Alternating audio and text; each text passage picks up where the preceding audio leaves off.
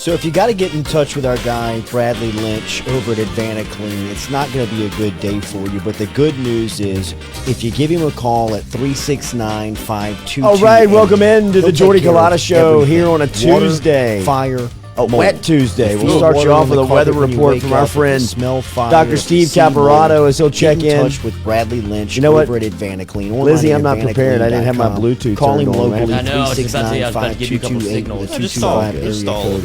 He'll take care of everything. Coming up, we'll talk to a couple of head coaches here on the Jordy Culotta Show. Dave Aranda from Baylor will stop by in the second hour as he reunites with Jeff Grimes. He hired him in the offseason to be his offensive coordinator after George Munoz, wide receivers coach on his staff last season, back on LSU staff. We'll ask him about Durante Jones. We'll get his thoughts on what he was thinking when Ed Ogeron dubbed the 2020 defense better than the national championship edition before he even saw him play last summer. We'll see what Coach Aranda had to say about that. Frank Wilson will stop by 8 a.m. this morning. Hudson Fuller, who's the head coach over in West Feliciana, St. Francisville, over at West Feliciana High, one of the hot names within our state in the coaching ranks, will stop by in the 8 o'clock hour. And at 7:30 this morning, we'll get the latest from Cody Worsham. We'll talk LSU baseball. We'll talk LSU basketball. Tigers back on the wood tonight versus Vanderbilt. But real quick, let's check in across town over at WAFB with a friend of ours, Dr. Steve Caparotta, who is the in-house meteorologist here on the Jordy Culotta Show. Good morning, sir. How are you? Doing all right. I'm inside, so I can't complain, I guess. Yes, we are too. We can't tell you where we are, but we are inside and protected from the elements. Last time we talked to you was during a freeze. You promised that good weather was on the way. You came through on that promise. Last week was beautiful. What does the next 24 hours look like in South Louisiana? Yeah, I guess the good news is this morning's going to be the worst of it. It's going to stay pretty rainy and cold through lunchtime today. Today as a whole is going to stay chilly. But tomorrow, sunshine is back. It's still kind of cool tomorrow.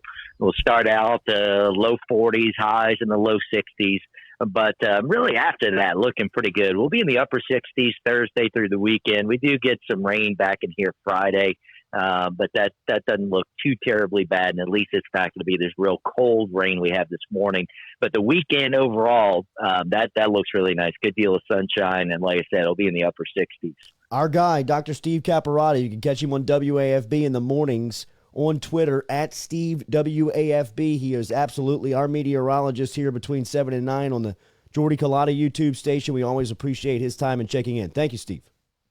Of course. Yes, sir. There he is, Dr. Caparotta, checking in from WAFB this morning. What a gig. I'm telling you. 30-second hitters. Yeah. It's the best. And he's such a pro at them. Oh, yeah, that's what he Gets does. in, gets out, gets information. Not lingering around. So the next 24 hours in South Louisiana going to be a little wet and sloppy, so be careful out there if you're driving around. We appreciate you interacting with us inside of the bunker. If you're there over on YouTube, make sure you like, share, and get involved with what's happening here on the Jordy Culotta Show. Katie working some carpool this morning, so she'll be in shortly. Lizzie's here, Mike's here, Nick's here. Tough day in the testing segment yesterday, boys. You know, it was a tough dive back into the test. Unfamiliar territory, dude. Here was the most discouraging part. I thought I did good. Ooh. I mean, I thought I did good. I thought those numbers come back. It's better to feel like you did good and then not pass than not feel good. Thank you, Nikki. Thank you, Nikki. That's what I was gonna ask you. You know the real time results when they give them to you. You know, like I was flying through. Are you sure you want? Are you sure you're ready? Are you sure you're ready to get out of this test? You don't want to go back and look at. I was like, like 5 check, confirmation check, screens. Check, like yes, check, I'm ready. Yes, Yes, yes. Accumulating your score. Please wait. Like boop boop boop boop boop boop boop boop. Bang! Red X come across the screen, bro. Did it give you a percentage? 63. What you got to get to pass? 75. Oh, that's not bad. No, you're close. You're close. Yeah, we can bump that up, dude. Yeah. You're close. Yeah. So you got to wait 30 days. But here's the beautiful part. Angel Oak Mortgage, Lee Gilly, Matt Lanassa, those guys, still hired on, going to be representing them until we get the test. And that's going to help me out, just being around the world and hearing the lingo, hearing the language. A lot of that stuff, man. When they say they try to word trick you, I mean, I got tricked. It's all I in the got wording. psyched. It's all in the I wording. got psyched. I fell for it. I can feel it. We're fired up about today's show. Coming up today on the Jordy Culotta Show, we're going to talk to Cody Worsham in a couple of minutes here. He'll be at 7:30. We'll get a recap on LSU baseball from Worsham. We'll also get his thoughts on LSU basketball as they take on Vanderbilt tonight. LSU looking to get right, man. They need to going into the SEC tournament and into March. This is the time in the schedule where things have to get going for you. Brenton Burkhalter said, wasn't too confident for you after that show quiz yesterday. Thank you, Brent. Started off strong. I thought so, too. I thought the 80% on live air was going to carry over. 8 a.m. this morning, Frank Wilson, who is a Tuesday regular here on the Jordy Culotta Show, will stop by at 8 a.m. We'll get the latest from Coach Wilson. Tough home opener for the Pokes last Saturday in Lake Charles. They'll try to bounce back this weekend versus Southeastern. We'll ask him about his performance, his team's performance last weekend, and how they carry over and get prepared for a road trip this weekend. 8:30. Looking forward to catching up with former LSU defensive coordinator Dave Aranda. Dave Aranda is going to stop by here at 8:30 this morning, going into his second year as the head coach over at Baylor, and looking forward to catching up with Coach Aranda. Lots to talk about, including the Durante Jones connection, bringing back on and reuniting with Jeff Grimes, who Coach Aranda hired in the offseason. Coach Grimes, of course, was at BYU last year and the last couple of seasons running that offense. Now over at Baylor, working back with Coach Aranda. So we'll ask him about that. We'll also ask him about the comments that Coach Orgeron made last summer, where O said that look, he thought that the 2020 version was better than the national championship edition before the 2020 version had ever taken a snap, and that seemed to backfire. That comment was something that he had to answer questions throughout the season on, and we'll ask Coach Aranda if he heard him and what he thought about those comments. And Meatball, our guy, Dennis Johnson, on staff with the Coach Aranda, so we'll get an update on some of the old faces that we're familiar with. And then Hudson Fuller's going to stop by at the end of hour 2 today. Hudson Fuller's got a great coaching resume, a very young coach in the industry, but has worked a ton of places, including at LSU, TCU, on college staffs. He's been the Catholic High offensive coordinator, has worked directly with Gabe Fertitta. He formerly played at University High. He's got a great coaching resume, loves the sport of football. He'll be here at 8:45 this morning and just talk to him about getting prepared, running his own program. He's in a great place out there in St. Francisville at West Feliciana. So we're looking forward to catching up with Hudson Fuller coming up today. As always, our coffee is brought to you by Metropolitan Health Group here on the Jordy Culotta Show. Shout out to Charlie Harvey and Jason Ramazan and those guys over at Metropolitan Health Group. Remember, real doctors, real solutions, as they can help you out today. And daily, we're powered by Go Chevrolet, GEAUX Chevrolet.com. Lee Carney and Nick Richard and the crew down there taking care of us. And they can take care of you. They want to make it easy. They want to make the vehicle buying process very simple for you. They can bring the car to Baton Rouge. They can bring it to wherever you may be in the listening area. Stop in and see them in Laplace. Some stories to get to. LSU basketball back on tonight. J.J. Watt signs a deal with the Arizona Cardinals, and I don't know if there was more of a J.J. Watt announcement than a tweet under a squat rack with a face shot of Watt saying, "Source me." Love that so much. Jeez, man. Am I over how many plates J.J. are on Watt, there? bro? Good God. What a douche like that guy it. is. Come on, I like it. No Really? way, it. dude. I This like guy's, it. dude, he's flashing nipples in this thing. Some He's attitude, bro. No, Get he's some always attitude. like this. He's acting like he's effing Captain America, dude. Always. Just get over yourself. Always. A beanie inside. You're in Arizona, dude. Get over it. What about it? The time they were on Hard Knocks and he was showing up at the field Dude, at like blasting- 1 in the morning. Blasting Fort Minor. Remember the name? Like that song's from 2007. So J.J. Watt, free agent pass rusher, 2007. agreed to a 2-year contract with the Arizona Cardinals on Monday. $31 million on the 2-year deal, 23 of it guaranteed before the Cardinals and Watt broke the news yesterday on Twitter. Watt's addition to the Cardinals for the offseason has influenced Vegas a little bit as their Super Bowl odds jumped up to 40-1. A 5-time Pro Bowl selection, a 5-time first-team All-Pro. Watt had 100 career sacks during his time in Houston. I don't know if this makes them much more of a player in the scene of the NFL. All right, my bad. I was just seeing. Hey, you're on top of it. I appreciate that. But I guess the big thing to take away from the J.J. Watt signing, if you're Arizona, is that J.J. had the most double teams last year of any edge rusher, and then you pair him with Chandler Jones. Yes. So it's going to free him up a little bit, and I guess he'll play well. I just don't like the guy, and I don't think you can get me off that hill. Yeah, I'm kind of with you on that. I actually met him down at the. I'm sure he's nice. Yeah, the LSU Wisconsin game when they played in Houston. How tight was his shirt? And we tried to get an interview with him, and he told us, "You're wearing the wrong colors." Oh, whoa. Gotcha, man. Yikes. All right, Cody Worsham's going to come up here at 7:30 this morning. We'll get the latest from Worsham on LSU baseball as the Tigers right now are soaring here into the midweek. They're scheduled to play Nicholls tonight at 6:30. So if you got to get in touch with our guy Bradley Lynch over at Advantage Clean, it's not going to be a good day for you. But the good news is, if you give him a call at 369-5228, he'll take care of everything: water, fire, mold. If you feel water on the carpet when you wake up, if you smell fire, if you see mold, get in touch with Bradley Lynch over at Advantage Clean, online at AdvantageClean.com. Call him locally, 369-5228 with a 225 area code. He'll take care of everything. The last times we've been talking about, them, and this is kind of a life-saving type game for LSU. Definitely. I mean, you've got to, not only do you have to go in there and you got to win. I mean, you've got to play right. You got to play 40 minutes of confident basketball and believe in what you're doing and believe kind of in the team, because that is where they look super fragile night in, night out, where things might just go a little wrong and they're just going to check out. And, they can put together a really nice 20 minutes of basketball against a good Arkansas team, and then they can come out in the next 20 minutes and they can look lost. They can have Arkansas can get run-out dunks and wide-open threes and, half-court lobs.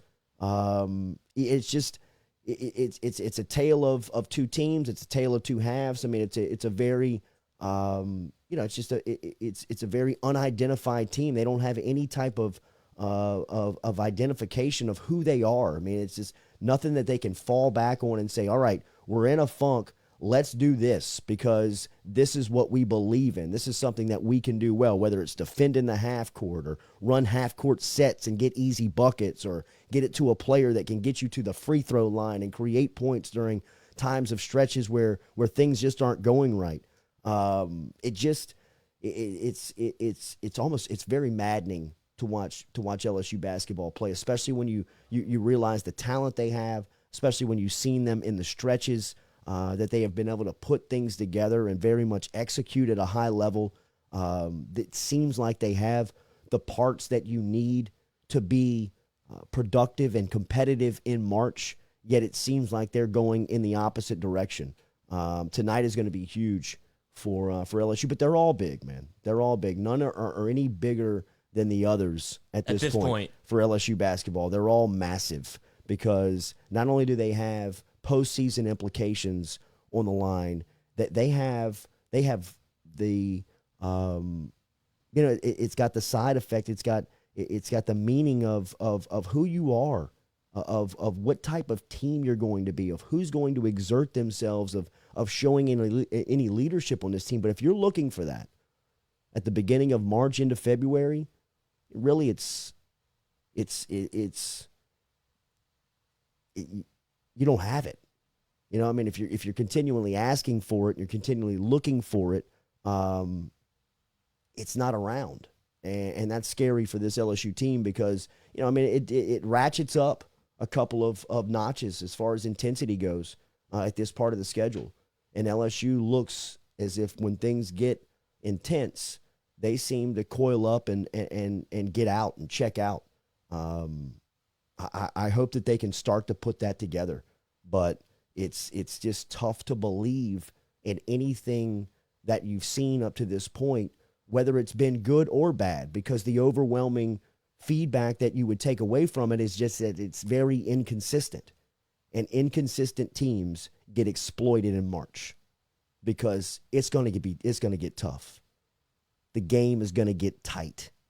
there's going to be moments and stretches and scenarios within games over the next couple of weeks where if you don't have leadership, if you don't have belief, if you don't have guidance or a plan or chemistry, you could get run out. You could get beat by 30. And we've seen that happen. On the national stage. We've seen that happen to LSU. We've seen this team with all this collection of talent disengage, check out, and Alabama nearly beat them by 40. They were up 35 on them for, stretches.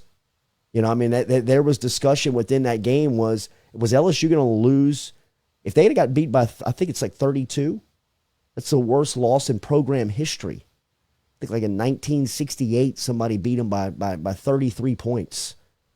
And LSU was flirting with that at times this year, where you could argue, this is a top 5-6 roster in the history of the program. Well, to that point, then they turn around and beat Auburn by 1,000. So that's just like a microcosm of what this team has become. Yeah. It's, like I said, it's just very maddening to watch this team play. Imagine coaching them. I couldn't. I really couldn't. I just, it's as tough as you think it is to watch them, to be able to lead them and not get the feedback and not get the buy-in would be monumentally frustrating, but more in part because of the talent that you have on what they could be, on who they are. What are your thoughts on the tournament seeding at this point? Just get in and play. Yeah, at this point, get in. Where do we stand now? 11, 12. 10 to 12. Yeah, it depends on how they got to make a run in the SEC. And then they have to make a run in the little SEC tournament. You got to remember. The selection committee, they go behind closed doors and they talk about teams, right? If you're being completely honest and transparent about LSU, you've got no belief in them. You've got no confidence in that team that they're going to represent a 9 seed, a 10 seed. At this point, who is LSU? I think LSU's still asking that question. Oh, that has to be going around. Like, what team are we? That has to be what Will Wade's asking, huh? Like, what team do you want to be? Do you want to be the team that blows out Auburn by 30, or do you want to be the team that gets blown out by 30? Like, let's pick an identity and roll with it, because I'm kind of tired of coaching the team that gets blown out by 30. Brent Semino, do you really have talent when the talent checks out when times get tough? Yeah, talented kids aren't tough. Talented players are scared of competition sometimes. We've seen that happen. We've seen good players check out in meaningful times. LSU has a couple of those. She's got a couple of those guys. When it gets to this level, if you're a big-time player, right? Like, it's easy to say that I want to play in the NBA. It's easy to say it. It's very, very hard to do it because it's an everyday thing. Every single day, those guys that really want to be in the NBA and are dominant in the NBA, they're married to the game. These guys at LSU that say they want to be NBA players or claim to be NBA talent, they don't want it when it really gets tough. When the game's on the line, when the real dogs step up and say, give me the ball. We're not losing. Or if we do lose, it's going to be through me. And I'm okay with that. They don't have any of those dudes anywhere, man. It's a team where they're very individualized and they don't have any belief or confidence in one another. And they've tried to fake that throughout the season. And now in March, the closer it gets and the teams and the games get a little bit more intense. That stuff is exploited. You can't fake that at this level of competition. And I think it's very evident.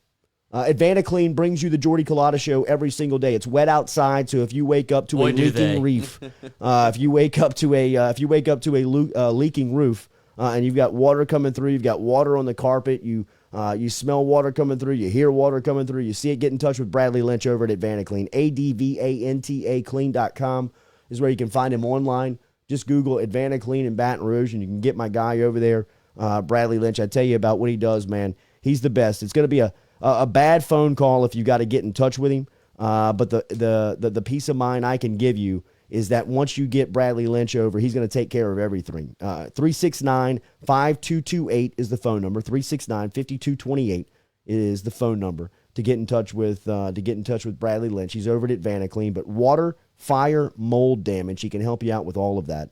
And get in touch with him this morning. So we'll see tonight. We'll talk to Worsham about it coming up here in a couple of minutes. He's got a really good basketball mind. He's got a really good relationship with this team. He's got a good relationship with the program.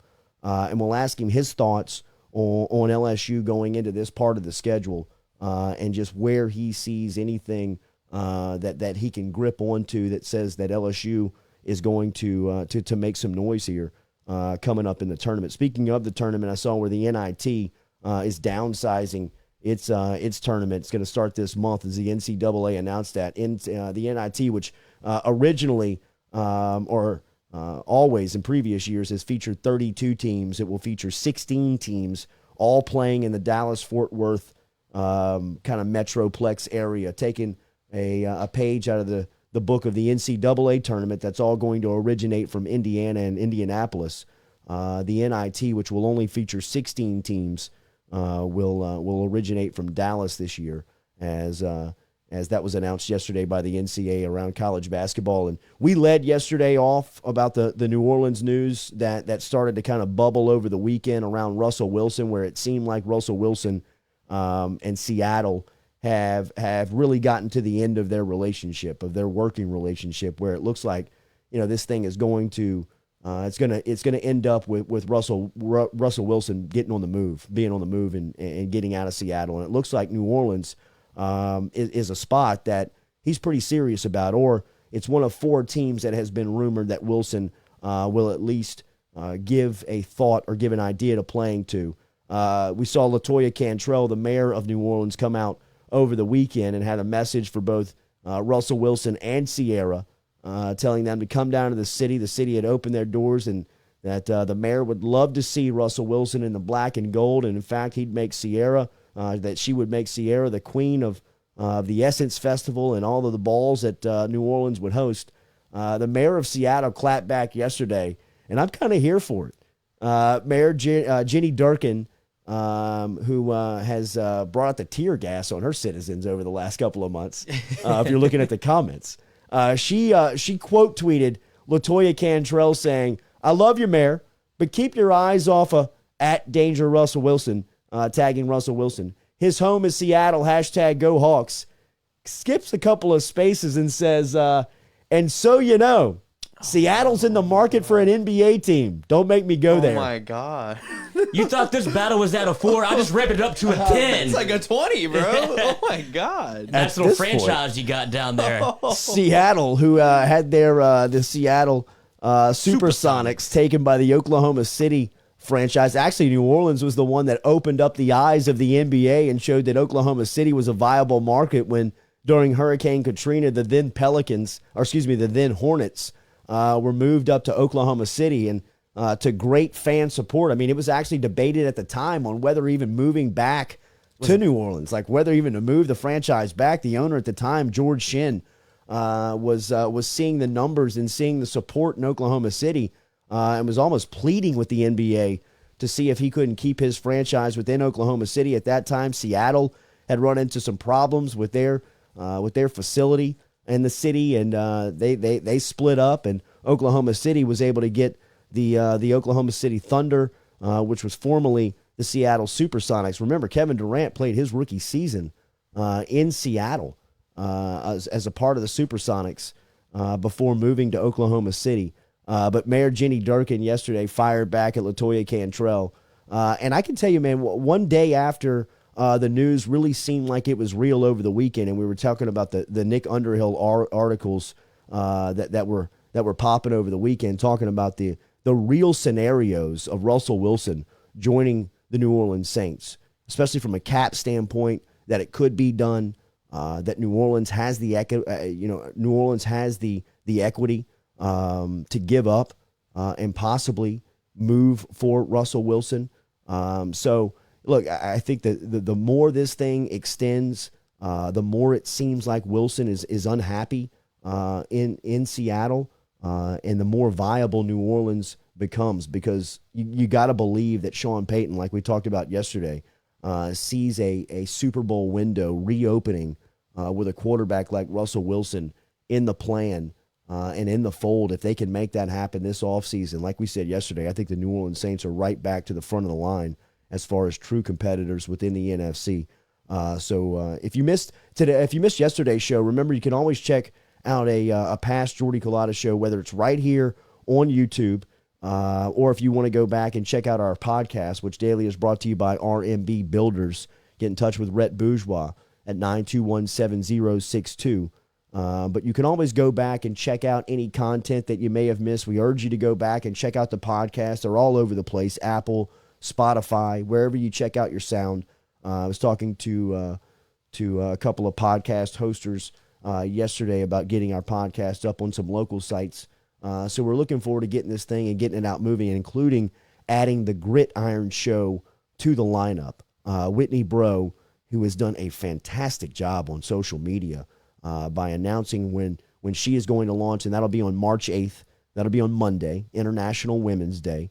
In fact, March is Women's Month, celebrating women throughout the month of March, and we will launch the podcast, The Gridiron Show, coming up on Monday. It'll be following right when we go off the air Monday morning. So as soon as we go off the air, Whit will slide in here into the studio, and she'll go, and that'll be the format for the next couple of weeks. We will keep her visible, but then it'll slowly move into a podcast form and see where this thing grows. The support and the groundswell on this project is very encouraging, and we're looking forward to getting this going as Whitney is going through her Rolodex and really putting together a stellar lineup of some guests and some people that'll be some regulars on the Gridiron Show. But if you haven't checked it out on social media, make sure you do that, as that show will launch Monday right here on the Jordy Culotta Show and the Culotta Show Network. So we're looking forward to that. When we come back, we'll start to talk a little LSU. We'll get back into the LSU basketball discussion as the Tigers take on the Commodores tonight in Baton Rouge. LSU baseball is set to host Nicholls.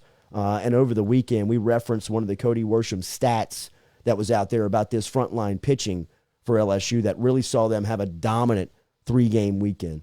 But more impressive on this pitching staff has been some of the guys that they've continued to roll out and show off the depth with.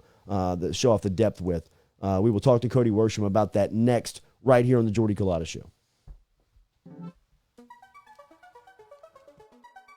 Hey, you know it's no secret what we got going over here at the Jordy Culotta Show. We're trying to disrupt how media and advertising moves forward. My friend of over 35 years, Barrett Blondo, is doing the same thing for real estate with his new company, Falaya. I met with him in his own personal undisclosed location, and I got to see firsthand what Falaya has been doing and what he's been working on. It blew my mind, man. They are putting all the tools once reserved for professionals right in the hands of the homeowner. It's basically for sale by owner on steroids. For more information, give my guy Barrett Blondo a call today at 225-939-6153 or visit him at Falaya. That's FALAYA.com for more info. Barrett Blondo over at Falaya.com. Changing the game in real estate.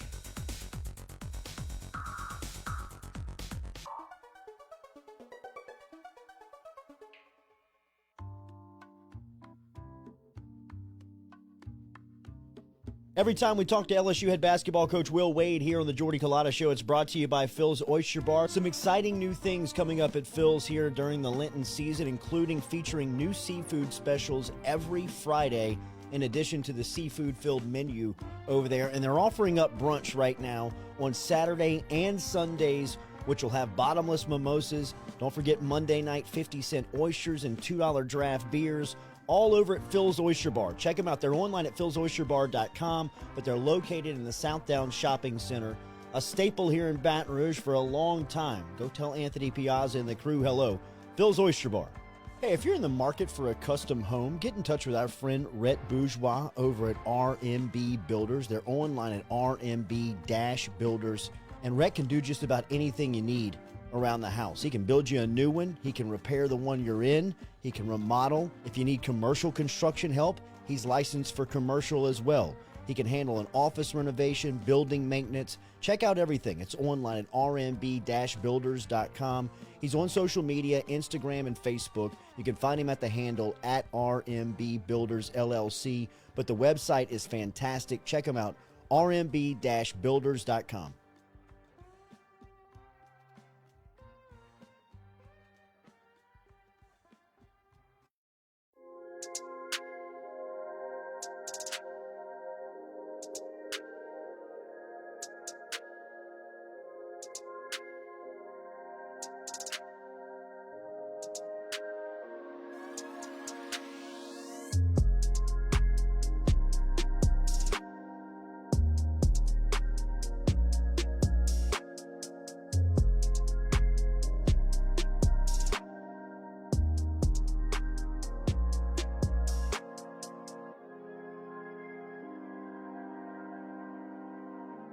All right, welcome back here to the Jordy Culotta Show, daily presented by Ghost Chevrolet. Remember, stop in and check out Lee Carney and our friend Nick Richard down there as they were up and moving vehicles. If you want brand new Chevys or if you're looking for pre-owned and certified cars, check in with Ghost Chevrolet this morning. GEAUXChevrolet.com. Our LSU basketball and baseball scheduled for games tonight, both in Baton Rouge. Over at the Maravich Center, the Commodores are in town as Vanderbilt is in to take on LSU. We mentioned how big these games have become for LSU basketball and LSU baseball off to a really nice 7-game start, 6-1 on the season. And good news, it seems like, around K. Doty, as Coach Paul Maneri updated yesterday. No structural damage on the shoulder, and Nolan Kane said yesterday that the medical staff was on Doty, and hopefully he can be back here pretty quickly into a lineup that's busting the ball right now. Cody Worsham's over at LSU. He's with LSU Digital. We lean on him for a lot of the LSU inside news as he's connected as good as anybody over there. Make sure and check out Cody as he's got a lot of cool stuff happening. He is in the podcast game, has been in the podcast game for a while now. And you can all check out his work at LSU Sports, lsusports.net, where he has the host of Tigers Win, Boot Up, and Hey Fightin' Tiger podcast. Good morning, Cody. How are you? What's up, y'all? I'm good. How are y'all? Good, man. We referenced a stat that you put out over the weekend about the frontline pitching that LSU featured and just how dominant those three guys were. What did you make of LSU baseball and their performance in the 3 games over at the box? Yeah, they look great this weekend. I went out there Friday and really enjoyed what I saw from the team. And, with the starting pitching, look, the competition's going to get better. They're going to face better bats. But what you like is that they're not walking a bunch of guys. They're throwing a lot of strikes. And so that's the first thing that you look for against some of these teams. The other thing is, for me, it's Jaden Hill and his ability to extend and how efficient he's been. Now, I went out there a couple times this fall, and he wasn't very efficient. He walked some guys, hit some guys. I wouldn't say struggled with control necessarily, but just in moments, he wasn't able to get himself quickly in and out of innings. That hadn't been a problem so far this year. In fact, it's never been a problem when the lights have been on. When the lights are on, he goes to a different level. And you combine that kind of competitive ability, which has been a trademark of his in every sport that he's played. If you go back to probably when he was playing Pee Wee football, it's a dangerous combination. And to me, that was the biggest question mark. Can Jaden be that Friday night guy that gives you 6, 7, 8 innings every Friday? And so far, all the signs point that way. And then the other question, I wasn't necessarily worried about the bats for LSU because I thought there was some ability there. It was more who was going to emerge of the potential bats. What I didn't expect is so far, basically everyone is rising to the challenge and trying to stake their claim. Drew Bianco being a great example. He didn't play much the first few games. He comes in on Saturday and hits 2 bombs. Now he leads the team in OPS. So how do you find a spot for him to keep working? Brody Dross is another great example. He's probably the 5th or 6th outfielder when you put them down on paper, and now he's raking. And so what do? You got to find a spot for him. So a lot of guys that are, forcing their way into the conversation and kind of demanding that Paul Maneri give them playing time, which is great. That's what you want at this part of the year. You want a ton of competition. You want a bunch of guys who make the life hard on the coach by making his decisions hard. It's a good problem to have. So I'm excited about this team so far. Interested to see when they kind of step up to the next level of competition, but they look really, really good so far. Yeah, Drost hit 500 last week, including his first collegiate home run last Wednesday night in Lafayette as he blasted a 2-run shot. Tonight, Javen Coleman will get to start, and this is another one that this is another guy that's interesting because last week he comes out, dominates Louisiana Tech. Big, tall lefty, can move it. Hunt was here last week, said he envisions Coleman at some point to become a weekend starter during his time at LSU. But Coleman represents a great example of what I'm talking about. It just seems like they keep running these guys out there. I mean, after Hill, Marceau, Labus, I mean, those guys are frontline and they can be dominant, but it looks like they've got a really deep staff. Yeah, that's the advantage of getting some of those guys back that, for this season. especially a guy like Labus, who might have gone after last year if he had a really good year. Coleman looked great in his first outing. He kind of embodied one of the things that I like about this team. He's got some swagger to him. He's got some juice about him. I joked on Twitter that I was going to start calling him Juice because I like the way that he kind of carried himself. And one of his former coaches replied and said, "We don't call him Juice, we call him All Day," which I like that response because that tells me, all right, this is a guy that they can count on all day, and he can be a starting pitcher for you, which, not to get too far ahead of ourselves, but you do kind of start looking ahead at next year. Okay, if you lose Marceau, Antill, and Labus, like who are those next guys in line? And he would be one of the favorites right now with the way that he threw in that first game. And I know it's a small sample size, but I'm kind of like Hunt. You can see. I mean, you can see when you watch a guy if he's got it or not, and Coleman does. I think Edwards does too. I went out there for a scrimmage, and he actually gave up 2 homers in the scrimmage. I think he faced probably 8 batters. Gave up 2 homers, and the other 6 he just dominated. And so it was almost like, yeah, I know he gave up 2 homers in a couple innings, but you could just kind of see the stuff, the composure, the control. He made good pitches. Guys just hit him out. That's going to happen sometimes. He didn't seem rattled in those moments. That's kind of what Paul Maneri has pointed to with Edwards. I'm sure y'all are aware of this because I think they talked about it on the broadcast, but he scored over 4,000 points in his basketball career in high school. And so they've got a lot of those guys. They've got competitors. They've got athletes. They've got multi-sport athletes, which brings a different element of, mentality, a different kind of resilience and swagger, like I said. And so that's what I like about this team. When Dugas hit his grand slam earlier this year, and he kind of looked back at the bench and was screaming and flexing his muscles. I saw a few people say, act like you've been there before. You got to, don't show up the other team. And normally I kind of lean that way a little bit. I agree with those kinds of sentiments usually. But I think this team and this program needs to express some of that and show some swagger, show some juice. And they've done that so far. That's good. Speaking of swagger, Dylan Cruz, 2 home runs last week for the stellar freshman.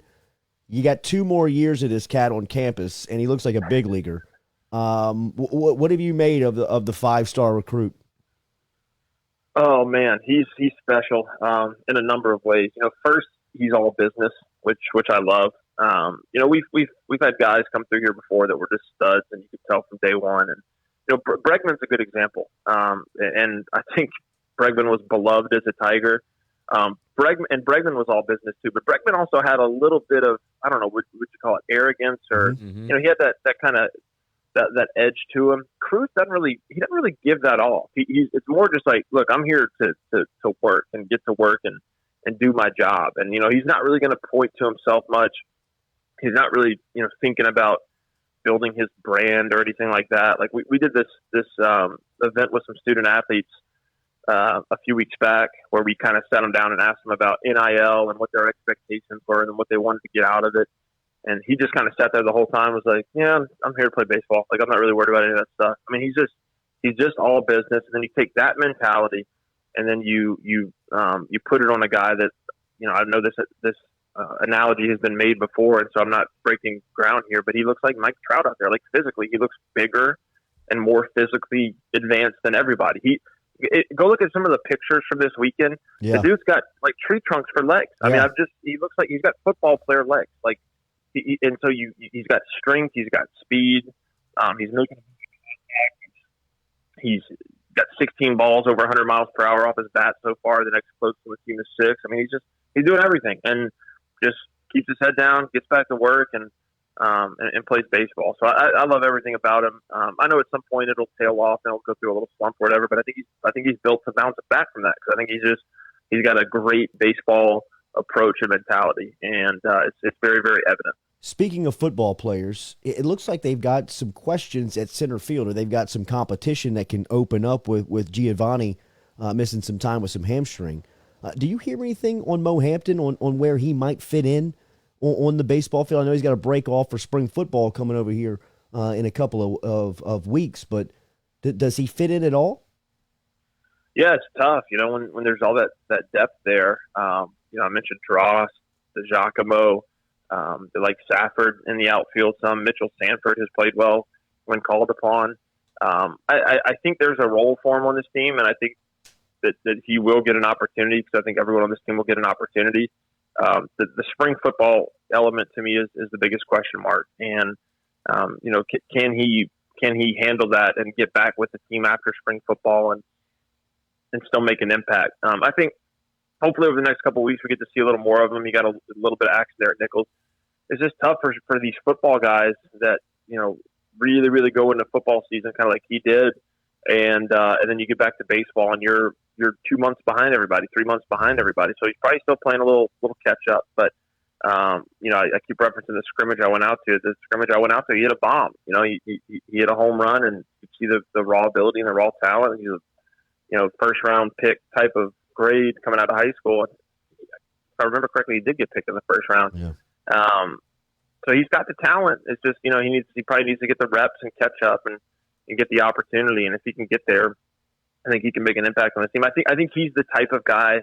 The analogy that I would make is almost like Mikey Matsuk it's not like for like, but a guy that could come on later in the season and take your lineup and your talent to the next level. I mean, an outfield with like him, Cruz, and DeGiacomo. I mean, that's as fast and athletic of an outfield as you're going to get, and with some power in the corners. If Mo was out in left field, so I like the ceiling he provides to this team. I think he just needs to get reps and get work done. Cody Worsham joining us here on the Jordy Culotta Show. You can find Cody Worsham on Twitter. He's the LSU Digital Media reporter. He's a podcaster over there. LSU Basketball, as we said, a huge one tonight. They're all big at this point.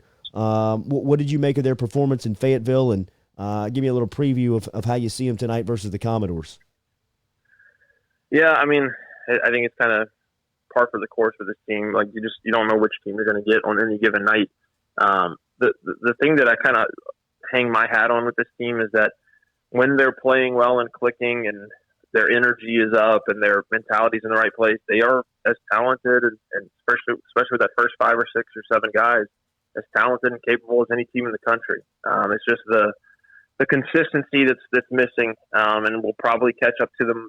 I remember when they made the tournament a couple years ago, he said, when our season ends, it's going to end against this type of team. And Michigan State ended up being a pretty good model for that team. Although that was a really good Michigan State team. This year's team is kind of the same. Like when their season ends, it's going to end the way that these last couple of games have gone. They're going to struggle shooting from the three. Darius Days is going to have an off night offensively, and defensively they're just not going to make up for it with stops. And so that's the ceiling over their head right now that's holding them back. I think by this point in the season they are who they are, and you're not going to expect that to change. But what you can hope for is that they get back to being the good version of themselves and then maintain that over a longer stretch of time against the right kind of opponent. It's all, at this point in the season, if they take care of business these last 2 games, beat Vanderbilt, win a game at the SEC tournament, they're probably pretty comfortably in the tournament, although I haven't looked at the projections, but it feels like their resume is good enough to get them in. And then once you're in, it's matchups and then how you play. And I wouldn't want to play LSU in March just because defensively game planning for them is not fun. But at the same time, like offensively, you feel pretty good going against them, so you could probably find some things to work with. But I'd just rather play a team with a lower ceiling than this LSU team. So, but yeah, they've got to right the ship, and Will's really good at that. He's really good at identifying weaknesses, figuring out solutions for them.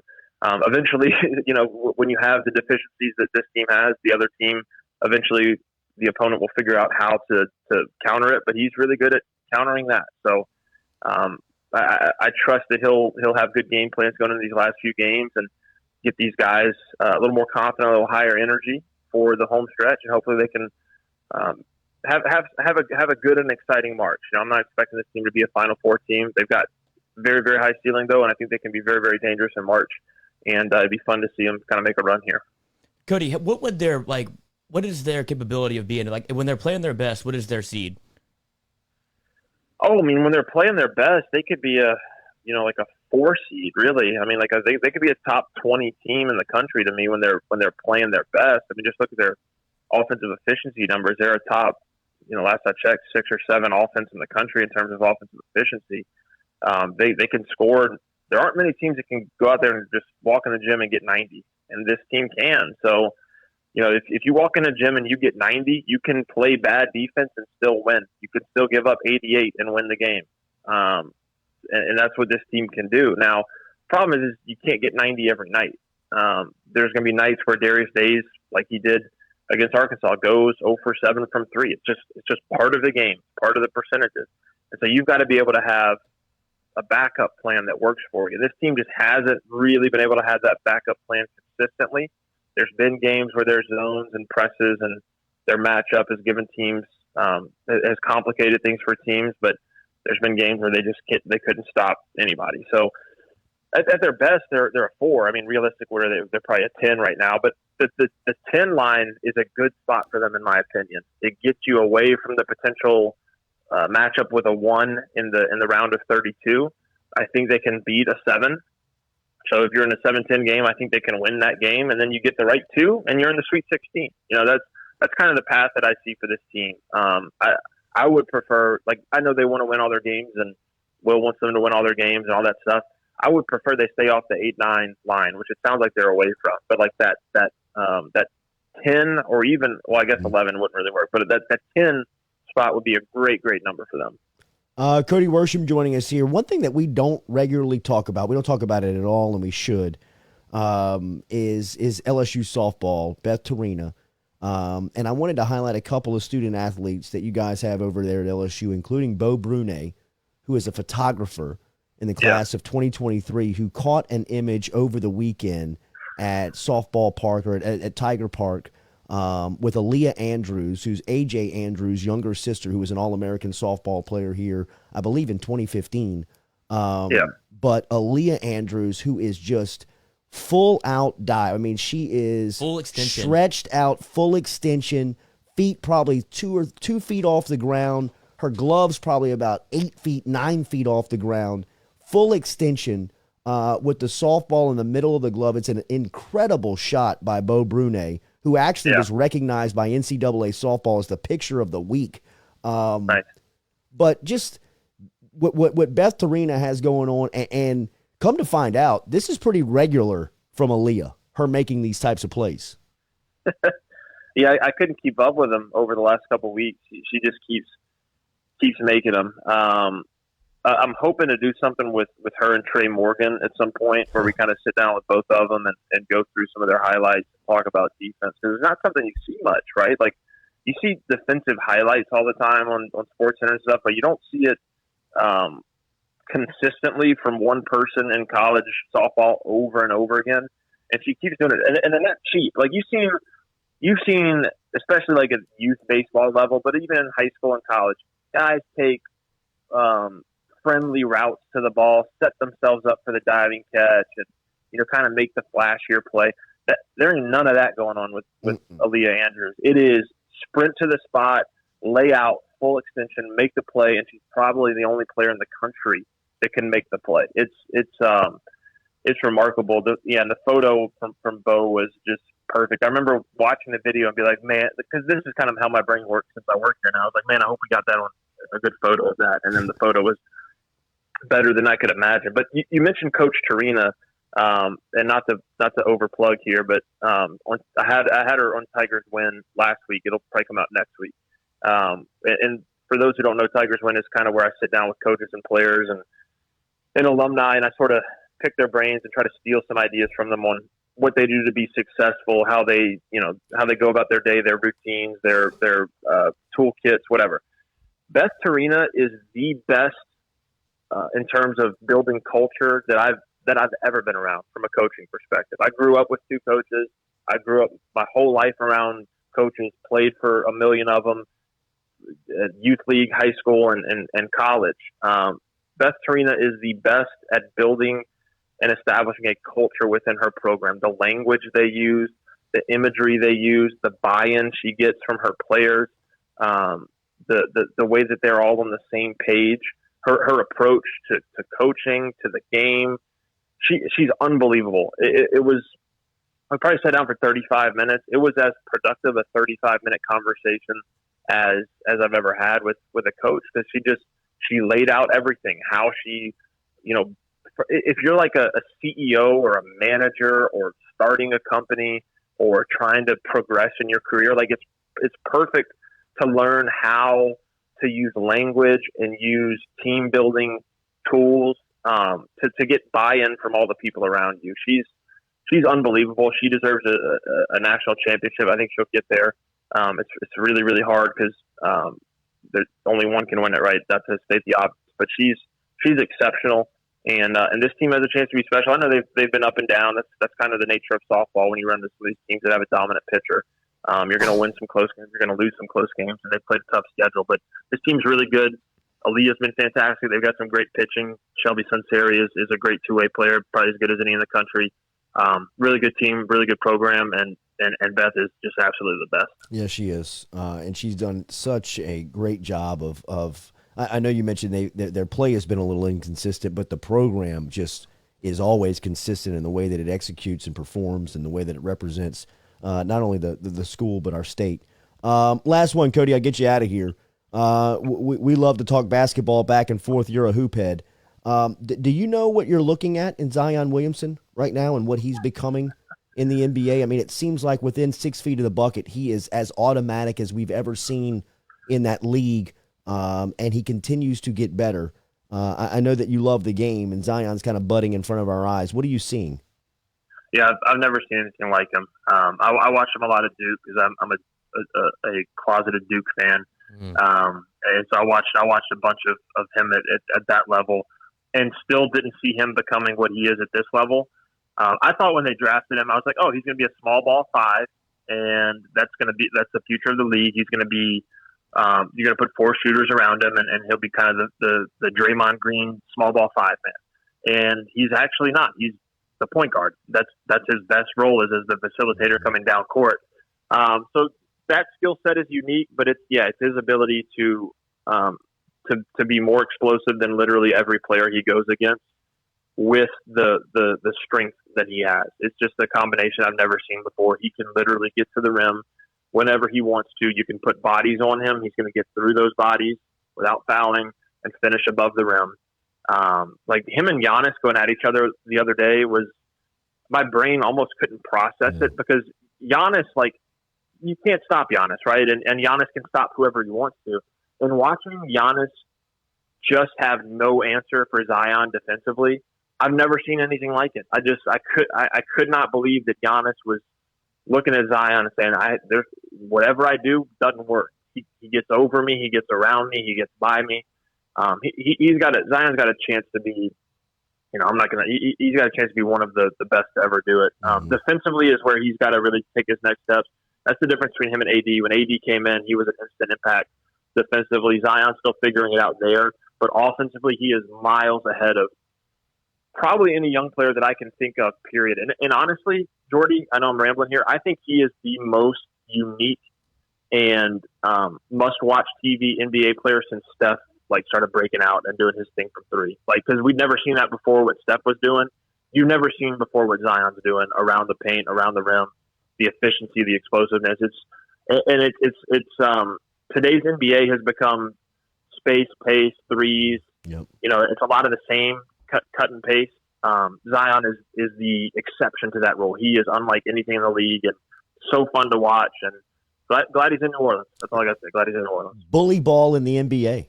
I mean, it is school ball in the NBA where you just hand it to your biggest, strongest, fastest and say, go get us a bucket. Except this is against the world's elite, and they have no answer for him within 6 feet of the bucket. I mean, last night he had Gobert, the defensive player of the year in the NBA, isolated on the wing, and Gobert knew he was going left. He knew he was going left, and he took him straight to the rack and laid it up in his face. I mean, it's just you can't explain it. I mean, if you're not catching on and you don't understand in our region, in our state, that there is a generational talent in basketball that there is really no comp for what he's doing and how he's playing. We always appreciate your time, man. Thank you, and we'll keep up with all the podcasts and talk to you soon.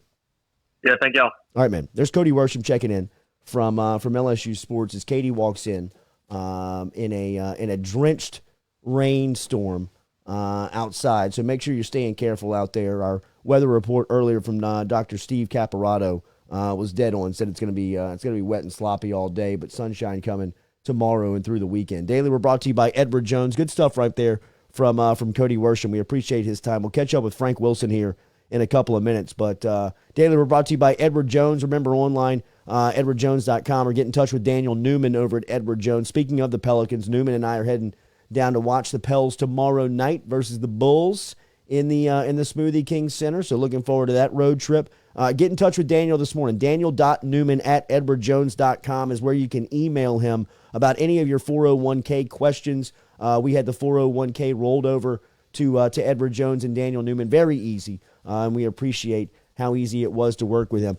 We've been talking about that with Zion the last couple of weeks, man. What are we watching? We are watching generational talent bud right in front of our eyes, and last night, 26-10 for the second-year pro out of Duke. He had 5 assists to go along with that stat line as the New Orleans Pelicans hung on for a 129-124 win over the league's best, or at least the league's best record team in the Utah Jazz, as Utah last night would make it interesting. Pelicans were up 14 late in the second quarter. They were up 7 with 3 minutes left. They were up 14 with 3 minutes left, and Utah just went off and made it interesting. Got it as close as a 1-point game, but New Orleans was able to hang on. Pelicans got the win last night, going only 7 of 11 from 3-point range, while Utah jacked it up 43 times from behind the arc, capitalizing on only 17 of those. But a big win, a nice win for the young Pelican squad, as J.J. Redick had 17. He had 2 4-point plays last night as he was fouled twice behind the line. But Zion again last night, just dominating.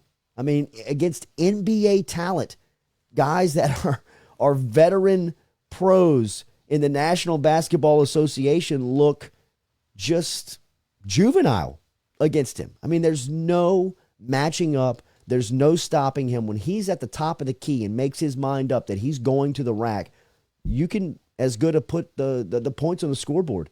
I mean, he's as unstoppable of a force that I've ever seen in the NBA. I can't wait to go watch him in person tomorrow night, just to see the speed, the size, the strength, the physics. It doesn't make sense, like a hummingbird. The ability for him to jump the second time. His second jump is the most freakish athletic thing that he does. I mean, out of everything that he can do, his body, the way he can jump, run, all that stuff. I mean, last night, did you see Donovan Mitchell was in the open floor, crossed it up at half court, gets to his left hand, and Zion's running behind him and kind of swipes him, just taps the ball out of Donovan Mitchell's hand when he's running full speed. I mean, we don't appreciate the athleticism, the type of athlete that this cat is. Physically, can he maintain it and put it together for 8-10 years on that size, that frame, that bounce ability, that jumping ability, that just the pressure that puts on every single night. But if you haven't bought in, and really and truly from my standpoint, it's more about Jordan, my son, than it is anything else. I love the fact that, my son is 10 years old, and you would think a second-year pro in New Orleans would at least spend 6-7 more years in the market, which is where you would see him hit his prime, hit his peak performance.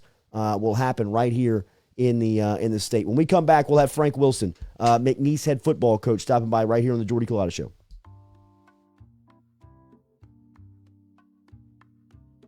Every time we talk to LSU head basketball coach Will Wade here on the Jordy Culotta Show, it's brought to you by Phil's Oyster Bar. Some exciting new things coming up at Phil's here during the Lenten season, including featuring new seafood specials every Friday, in addition to the seafood-filled menu over there. And they're offering up brunch right now on Saturday and Sundays, which will have bottomless mimosas. Don't forget Monday night 50-cent oysters and $2 draft beers, all over at Phil's Oyster Bar. Check them out. They're online at philsoysterbar.com, but they're located in the South Downs Shopping Center, a staple here in Baton Rouge for a long time. Go tell Anthony Piazza and the crew hello. Phil's Oyster Bar. Hey, if you're in the market for a custom home, get in touch with our friend Rhett Bourgeois over at RMB Builders. They're online at RMB-Builders, and Rhett can do just about anything you need around the house. He can build you a new one. He can repair the one you're in. He can remodel. If you need commercial construction help, he's licensed for commercial as well.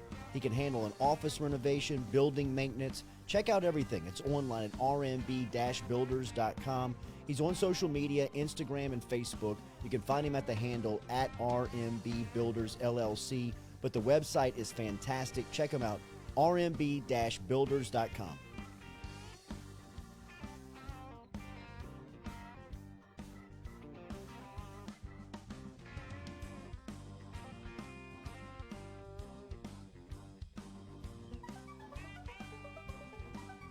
Hey, you know it's no secret what we got going over here at the Jordy Culotta Show. We're trying to disrupt how media and advertising moves forward. My friend of over 35 years, Barrett Blondo, is doing the same thing for real estate with his new company, Falaya.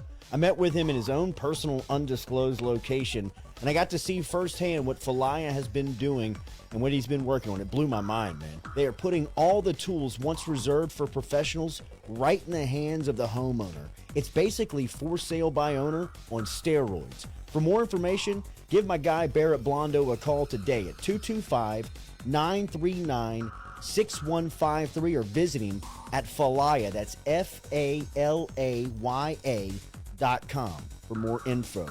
Barrett Blondo over at Falaya.com. Changing the game in real estate.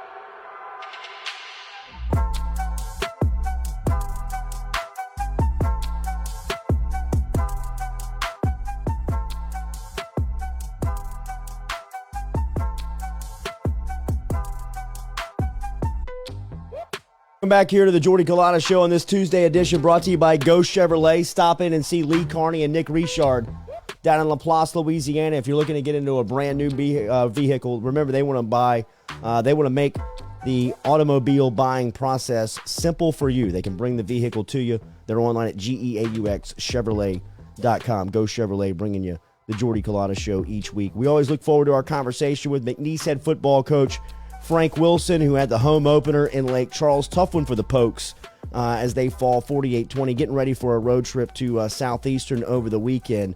I saw the game, and I saw the post-game handshake between Incarnate Word's head coach and Coach Frank Wilson. Then saw some comments from Coach Wilson post-game. I imagine he's looking forward to next year's game versus the Cardinals as he checks in just like he does every Tuesday morning here on the Jordy Culotta Show. Good to have you back, sir. Good morning.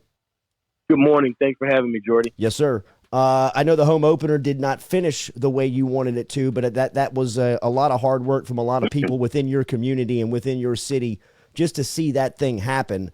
I know that there were a lot of smiles and a lot of good feels around Lake Charles as that thing got going. It was. You pregame before the game ever starts. There's a line wrapped around because we had a maximum capacity that we could allow in like everyone else, and they came out very supportive, and it was a beautiful thing to see. And for us, Jordy, it's so important for us to be able to keep the focus on the main thing. And for us, the main thing is our constant evolution, our constant development. And our football team is unique. Before we ever started or decided to play a spring season, this time last year, we never got to one day of spring. And so a calendar year from today, we were not practicing.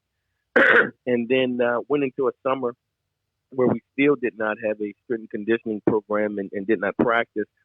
And then tried to come back in early August to prepare for a camp. And was shut down and, of course, did not play in the fall. And when everyone else in the summer and in the fall were preparing, we were not. And even the team we just played, they were anticipating to play a fall season, and had a couple of games scheduled, and they did not. But at least they were prepared to do so. We were not. We didn't. I didn't get my team back until a week before Thanksgiving, and that was just to get housing, just to have our football family back together and get people out of living in shelters and things of that nature to have some type of normality. And so we get back and we have Thanksgiving dinner, enjoy one another, going to a Christmas break. In the first week in January, our season starts. And so for us, it's a different road. We need this spring season. It is critical for us to play it and to keep it in perspective. That it's a spring season in our development of our team. That in reality, we have guys that are not here. Our signing class isn't here in our unique situation, not having a fall as well.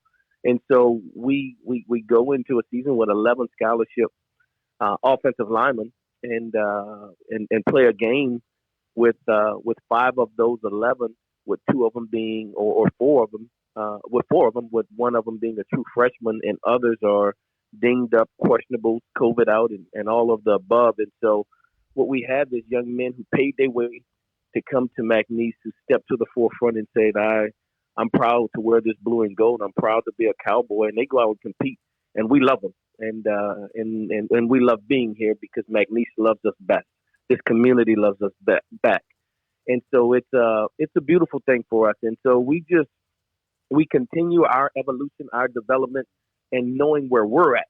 What everybody else do in their situation, that's their situation. But for us, we're taking steps to propel us to play our best football in this fall. This is such an unconventional year one for you, right? What as a head football coach, a program builder of what you are, what your job title says you do. Yeah.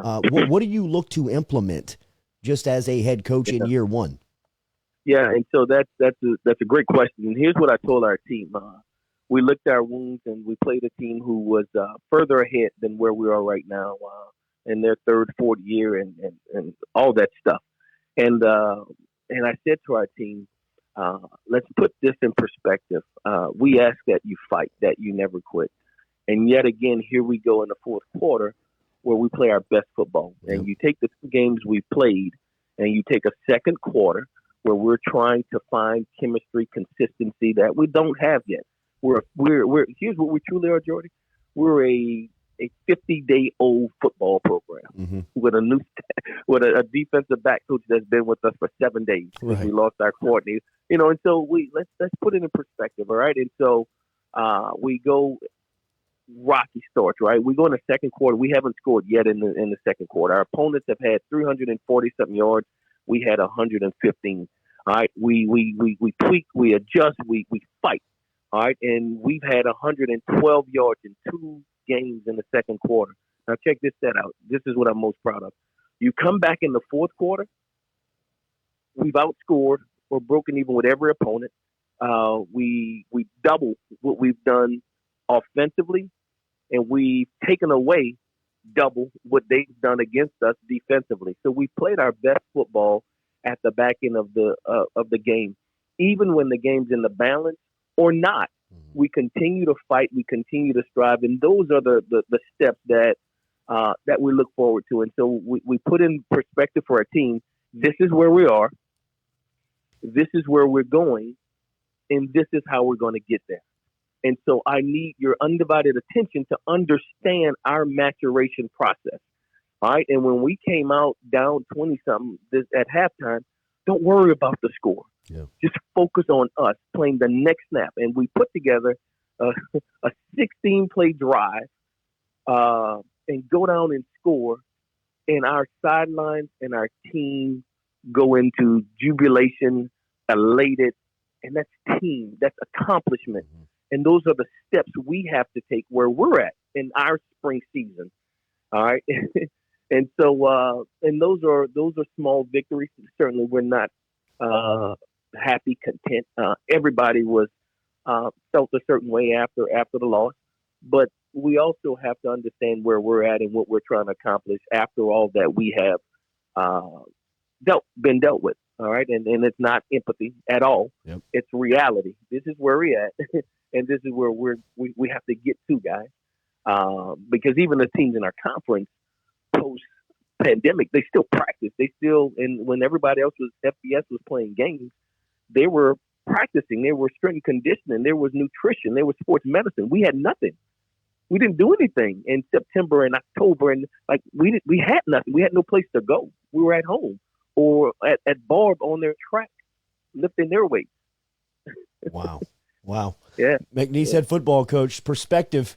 Frank Wilson, a true leader here this morning as he gives you an idea of what those guys are dealing with, both from an adversity standpoint and just getting ready to play football. What is the preparation process like? You got Southeastern on Saturday. You got to travel down to Strawberry Field. What is the process like?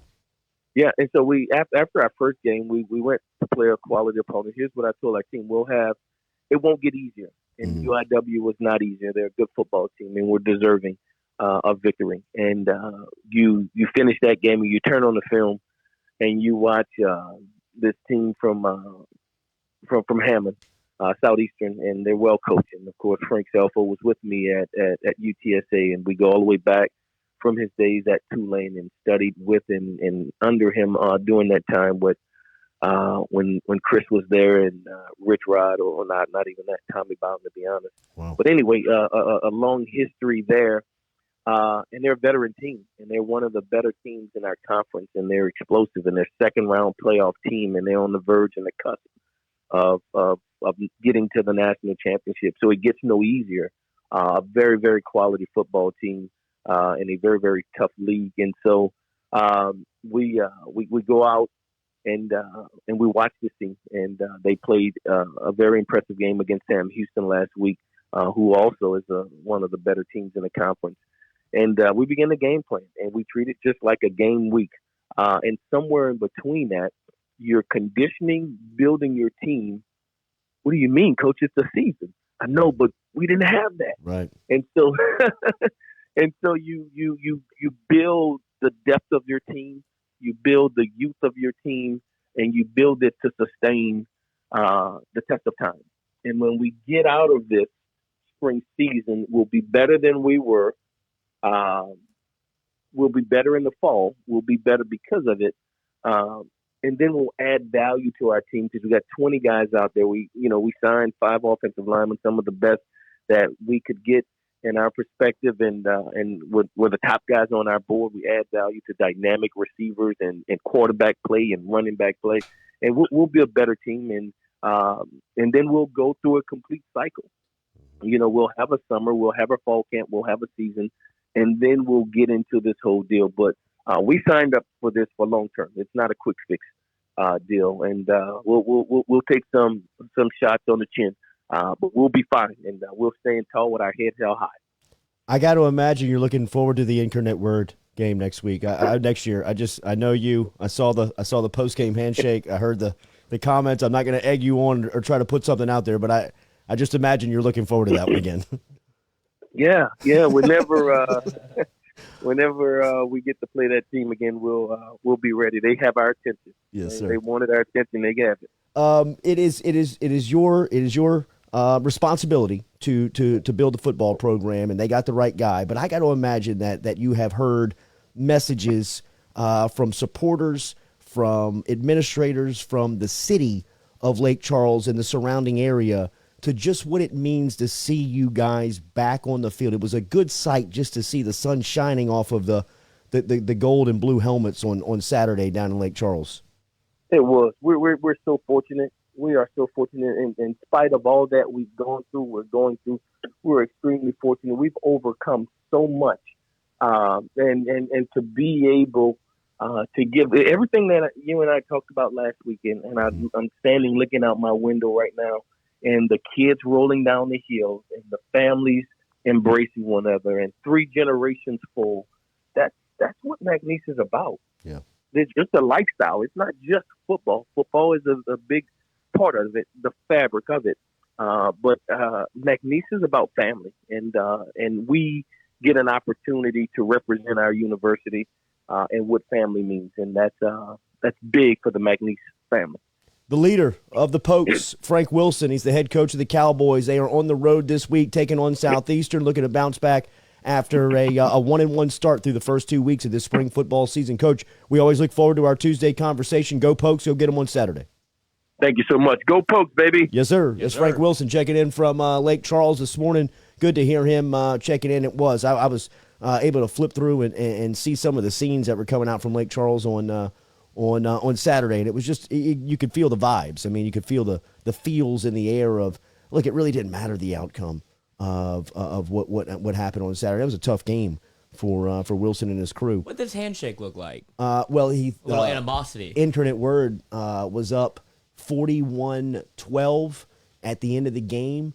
Put the subs in at the end with 32 seconds left. Guy runs all verticals. Oh, no. Oh, he's playing Madden out and there. Throws a bomb on Wilson for a touchdown pass. And like I think Frank would tell you I think he would say it publicly, and I think he would tell you in confidence that, hey, look, man, he's not saying I know what he signed. I know what I signed up for. I'm not telling you that, you got to take it easy on me. But he was probably saying for his city, for his kids, the game's in check, ancillary man. At that point. Absolutely. What was that about? But I can tell you, like you heard there, I know Frank pretty well, and it's circled next year. Yes. Definitely. Yeah, Incarnate Word they will, like he said, they have our attention. They have his attention. So I love our conversations with Frank every week here on the Jordy Culotta Show. I appreciate him for stopping by here because he is a masterful recruiter, and that's how he got his reputation within college football.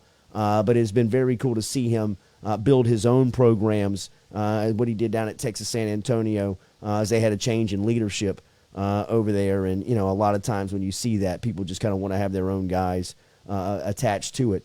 But it's good to see him back in the state of Louisiana. We appreciate Matt Bonnet and Frank Wilson and that entire crew down there for helping us out with our Tuesdays here on the Jordy Culotta Show. We'll talk to another head football coach coming up here in about 15 minutes. Dave Aranda, Baylor head coach, will stop by as we're looking forward to catching up with Coach Aranda here on this Tuesday morning as he made a couple of staff changes going into next season. We'll ask him about spring football on the horizon as he's got his Big 12 schedule, some of the turnover in his conference with Steve Sarkisian taking over at the University of Texas, in which Coach Aranda and Baylor will host on October 30th. So we'll ask him about the Big 12 year one of running his own program, some turnover on the staff, some of the guys that are back at LSU that he had a chance to work with, and some of the guys that are on staff that he had a chance to work with during his time at LSU. So looking forward to that coming up here in a couple of minutes, where daily we're brought to you by Johnson and Spillers Dentistry. Get in touch with Johnson and Spillers, Dr. Spillers and Dr. Johnson this morning if you are looking for any dental work. They can help you out with pediatric dentistry.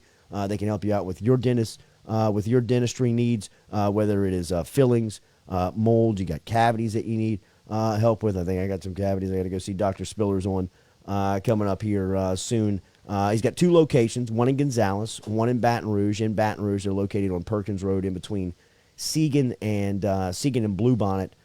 Great social media, but online you can hit them up at johnsonandspillers.com. Story coming out about Tiger Woods. Was he asleep? Ooh, you see this? It was an early tea time, dude. In an interview with USA Today on Monday, I don't know if this is this fair? Is this fair? In an interview with USA Today, car accident analysis expert Jonathan. How do you stumble into that job title? It's a little unfair. It's unfair. Good morning, Katie. Good to see you. That was carpool. Great. Yeah? In the Get up rain. on that microphone. Don't be scared of it. Jonathan Cherney shared that he believes Tiger Woods may have fallen asleep behind the wheel based on what he saw from the scene, the evidence. It indicates that Woods either suffered a medical episode or fell asleep since he didn't hit the brakes until he was halfway off the road. To me, this is the quote to USA Today by Cherney. To me, this is like a classic case of falling asleep behind the wheel because the road curves and his vehicle goes straight.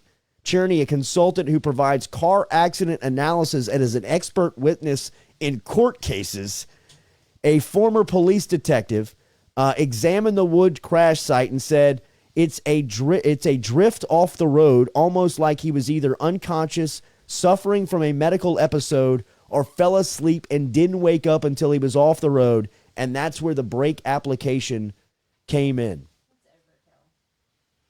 Overkill on what medical episode? On the report? Yes.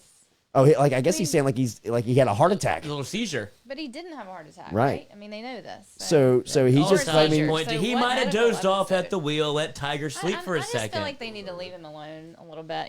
Just he had an accident. He wasn't alcohol or drugs, right? It's just the way this high-profile stuff goes. People are going to talk about it. I know. Do all that stuff. But I know he wakes up early. He hits that lift at 4 a.m. Y'all are disagreeing. Y'all think it was something fishy? I mean, well, the first time the story came out, he was in a rush. And now he's asleep. So, right. But who's saying that? So the car expert analysis? That's why I'm saying, is that unfair? Yes. Is it unfair for USA Today to quote a car expert analysis who just went and saw the scene of the accident? I don't know what he knows. If he knows, but you have to give some type of background if you know anything to give that statement. Well, if he saw some kind of record in some cars when they get in an accident, they save some driving history in their memory, and if they say the brake didn't come on until he was actually off the road, then there's something there to see something happen. I think. But you can't come out and say on a person like Tiger Woods, in my opinion. I wouldn't throw out scenarios that he was sleeping at the wheel. I wouldn't throw that out, especially that's too much. In knowing. You're right. He's public profile. His past.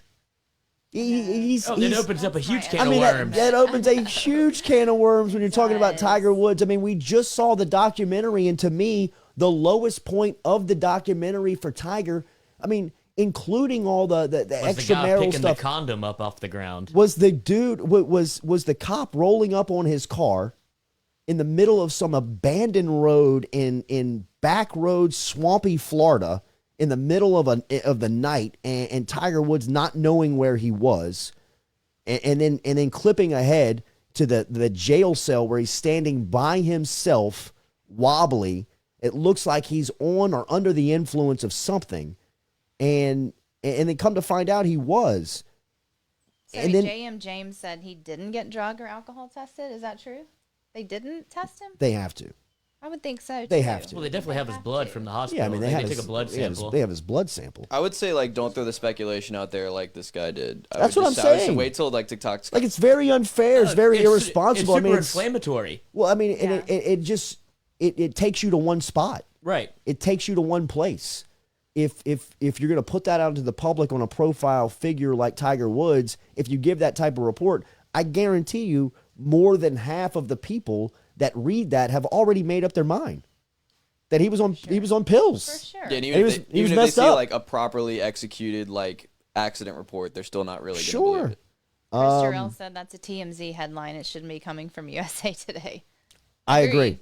I mean, USA Today, I thought when I read that in USA Today, I thought this is a low point for USA Today. This is a sewer level reporting job where without any qualification, without any type of reports behind this guy, you just go pull a car accident analyst expert. My cousin Vinny.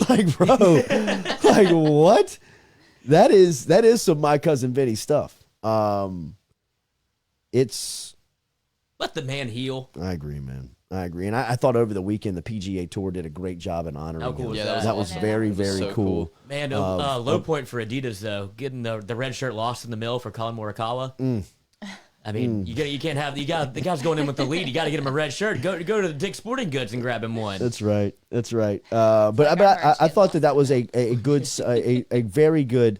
People mad. Yeah, people mad out there by their Where's merch. my Jordy Culotta hoodie? But I thought that it was a great representation. It was a great sign of respect to Tiger Woods from the younger generation and kind of where the game holds him in regards. I think that a lot of people may question, what's the feeling of Woods to his peers or at least to the PGA Tour now with his status. And I think, last week was a great representation of just how people feel about him. I mean, just how the younger golfers on tour respect him and kind of what he's done, and to see the red everywhere on Sunday was was pretty cool to see. And it's a testament to Tiger. Like, how many people have such a status symbol where they know if you're wearing red on Sunday, like, oh, that's for Tiger. Like, not many athletes are held in that regard where they have one thing that that's what that means for that athlete.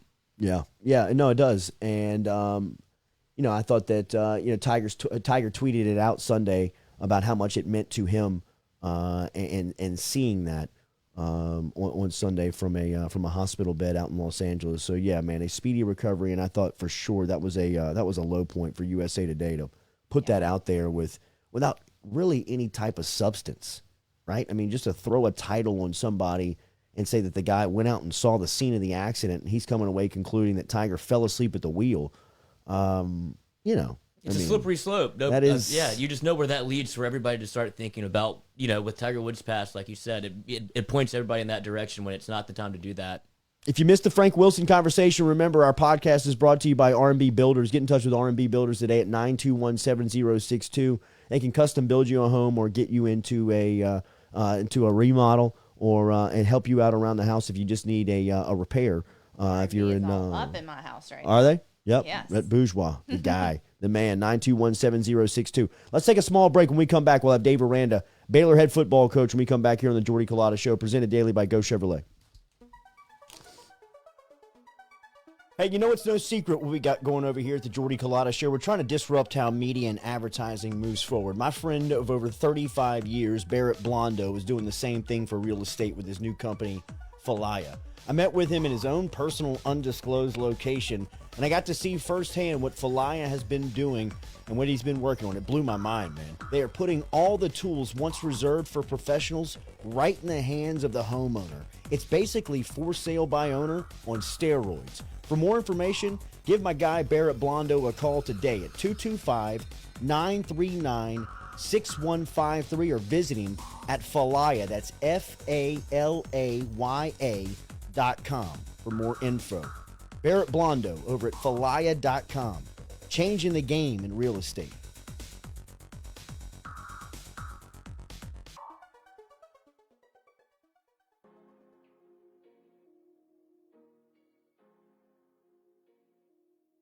Go Chevrolet is under new management, but it's the same old familiar names that you know here from the area. Lee Carney and Nick Richard are up and running in LaPlace, Louisiana, and they want you to stop in today. But if you can't, they'll make it easy for you. They'll come to you. Log online to GoChevrolet.com. That's GEAUX Chevrolet.com. Go Chevrolet is conveniently located on Airline Highway in LaPlace, Louisiana. Shop all the inventory, whether it's new or pre-owned, at GoChevrolet.com. That's GEAUX Chevrolet.com. Do you like doing things yourself? Family? You can now by logging on to Valera.com/Jordy Culotta, where you, your home, your office, your family can be protected 24/7 with active pure technology. This NASA-based science has proven 99.9% reduction of airborne SARS-2 and COVID-19 virus in just 3 minutes. Log on now to Valera.com/Jordy Culotta. Have a late night and can't make it for the Jordy Culotta Show at 7 a.m.? No worries. Catch us on demand on Apple, Spotify, or wherever you listen to your podcast.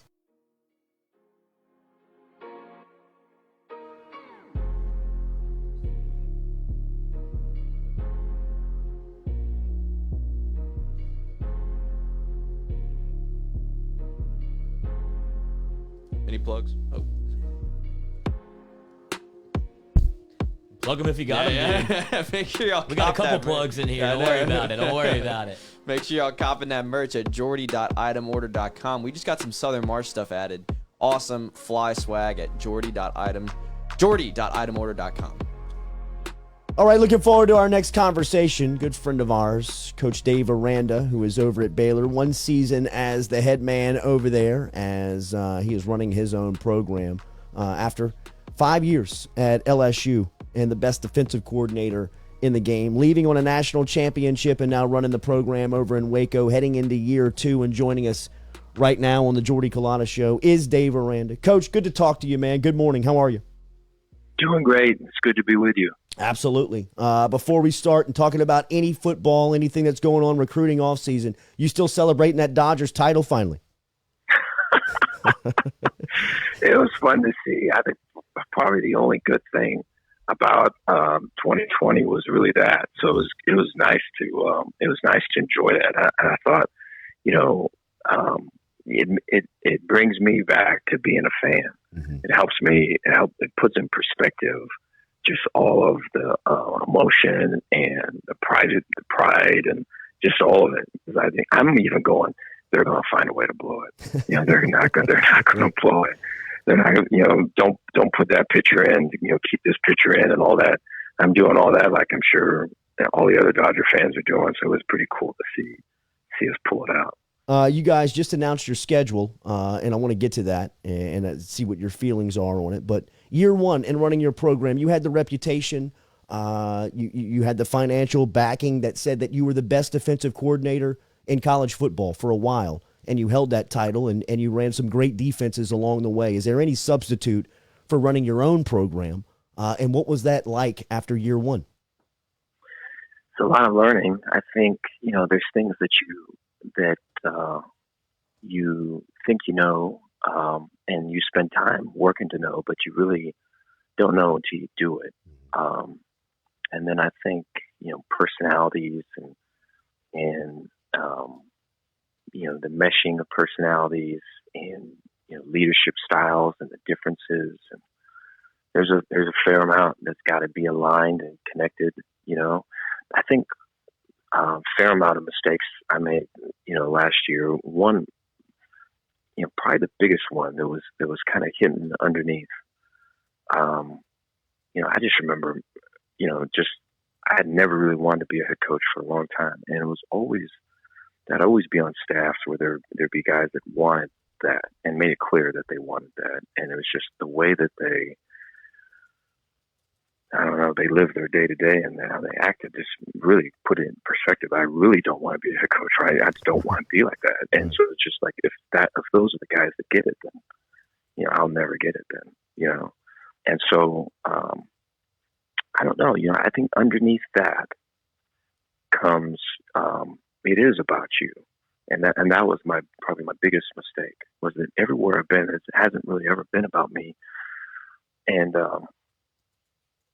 whether it's whatever school I've been and whatever we're running, it's about who's sitting at the table with me and what they're bringing and what ideas we can get and how can we better use their talents and how can we mold something that maybe we haven't done with things that these guys have done. And, player-wise would be the same thing. It'd be about the players. But I think, that is a weakness as a head coach. And it speaks to the guys that are on the staff that were all about, all about them in the beginning. I think I think those certain guys have to tempt that or lower the temperature on that when they do get head coaching jobs. Otherwise it becomes too much. But for me, it was way too little, and so to do the work, to know exactly who you are and what you believe, and to think through the things that you got to think through. As much as I've tried to do that, you really, I don't know, I feel like you have to kind of go through it. And I'm in much, I feel like my feet are much more firmly in the ground this time. And I think once you make it all about you, and what you work on what you believe and how it should look and how it should feel, then you make it from there about everybody else. And that's always been easy for me. I think those guys that want to be the head coaches, on the staffs that I've been, and you kind of feel that, I think that piece is hard for them, Yeah. And so it's a little bit backwards in a sense, but, I think there's a lot of learning that goes on. I think, your ability to always learn, and then your ability to always really work to serve other people and make it to where, I think the lessons that you learn, you're applying those to get your people better and create an environment where people can do their best work is really what it's about. And so it's,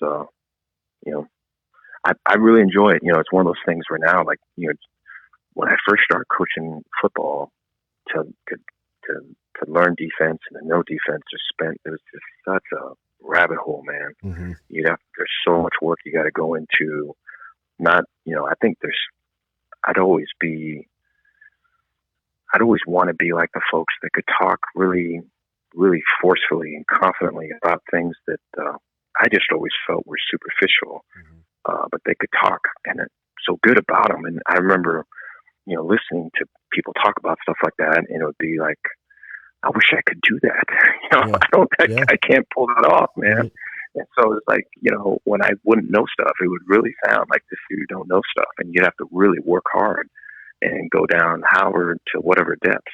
And then when you come back up, though, up to the surface level of whatever you've acquired, it was generally pretty good. And defensively, there is a fair amount of traveling to get to that point. And I think, from a culture standpoint and, setting standards and holding people accountable standpoint, I've been doing some traveling, with that. Yeah. And so I feel like doing the work is, and learning from your mistakes are kind of what that first year has been about. You have to I don't want to put words in your mouth, but it seemed like watching Baylor football last year, even though the outcomes of the game weren't what you wanted, you guys were close. I mean, all games were one-score games. You were putting the heavyweights against the ropes, and it felt like at times you were going to knock them out. But in year one, you have to like the evolution and the steps that you're taking as far as building the program, right? I do. There's a great group of kids here. I give so much credit to Matt Rule and his staff, and we've got a couple holdovers, guys that are here from that staff, and just the culture they had and just the energy that they had. There's remnants of that last year. I mean, I told the staff and the team this, I felt like a stepdad last year. I felt like their dad was somewhere else, And so I think, part of the connection that you'd like to have, and, I think just the buy-in, I mean, you're talking about, in terms of just leadership styles, pretty different styles. Yeah. And so you're talking about, we can win with this type of style. It doesn't need to be this other style. I think there's probably things that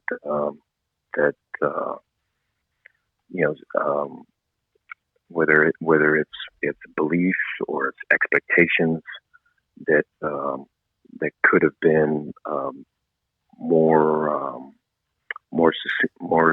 succinct and more exact, and so just those things I think add up in the end to where either you're the dad or the stepdad. And I felt like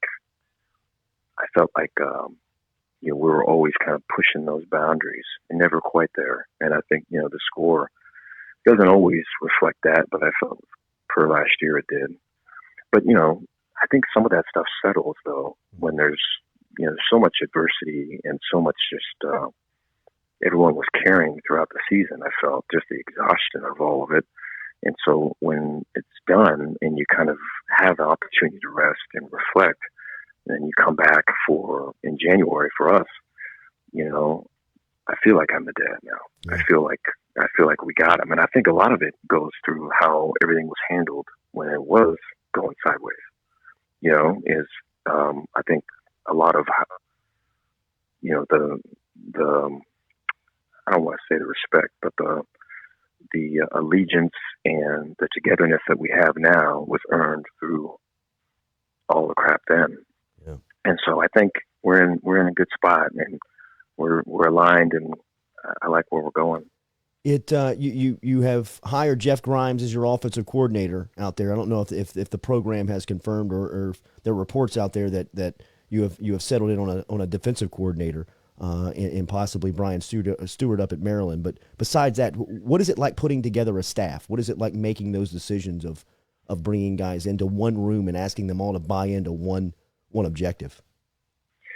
Yeah, the personalities are of utmost. I think getting people that put the kids first, get people that see people first and players second. That see people first and coaches second. Coaching is what I do. It's not who I am. I think, getting people of that type of mindset. And then, I know Baylor is a very special place in terms of just the Christianity aspect, the high academic standards. And so you're trying to find people that can fit in terms of, this is the type of guys we're going to end up recruiting. These are the types of guys that we want to coach. We're going to have to develop them, right? We're going to have to build a coaching edge into them. We're going to have to build on the field, right? Execute, right? We want to do simple better. And so to try to get all of those beliefs, where you can either grow them in a coach or see it in a coach and bring them along. I think you want that fit and you want that alignment. And so feel really good about where we're at with the staff. Dave Aranda joining us here on the Jordy Culotta Show. You can catch us on YouTube. Durante Jones is now running the defense here in Baton Rouge, and Coach Orgeron said that he resourced you a lot through that hiring process, and that you and Coach Jones, of course, had a relationship in working together in years past. What does LSU have now in their current leader on that side of the ball?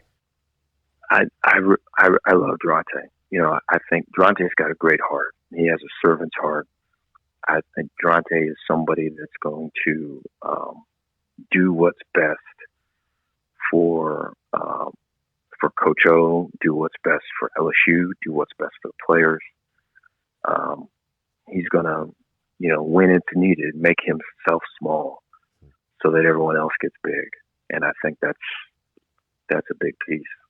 And, there's great intelligence with him. I think, and it's a humble intelligence, which I think is important too. And, he's a thinker. He's going to ask questions.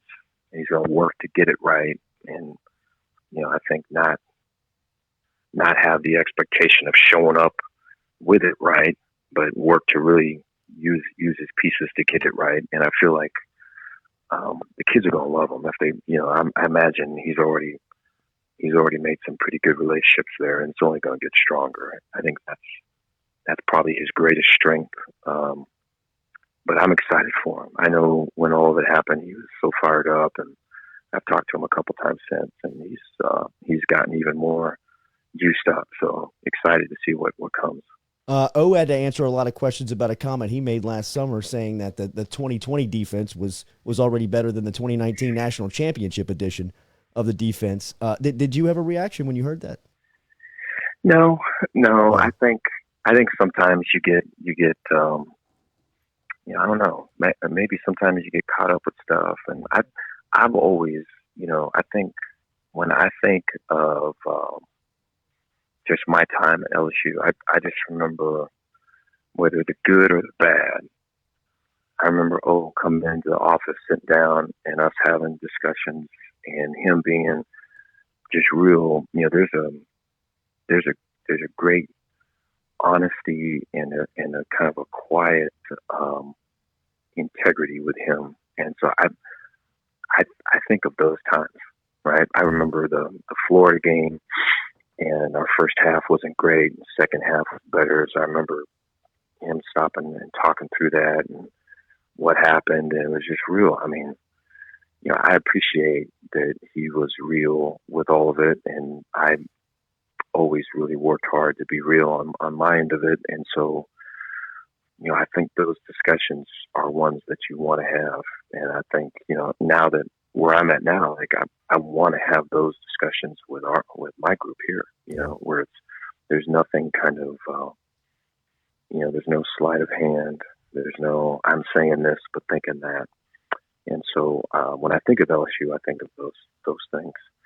Along with Devin White and Patrick Queen and Kendall Beckwith and Grant Delpit, right. Jamal Adams, all Americans just jumping off of trees, right? What is your philosophy on recruiting? You've seen Louisiana up close, and a lot of those names you just rattled off are from Louisiana, but you're sitting in maybe the most healthy state of football recruits there is. What's your philosophy on how you build your roster?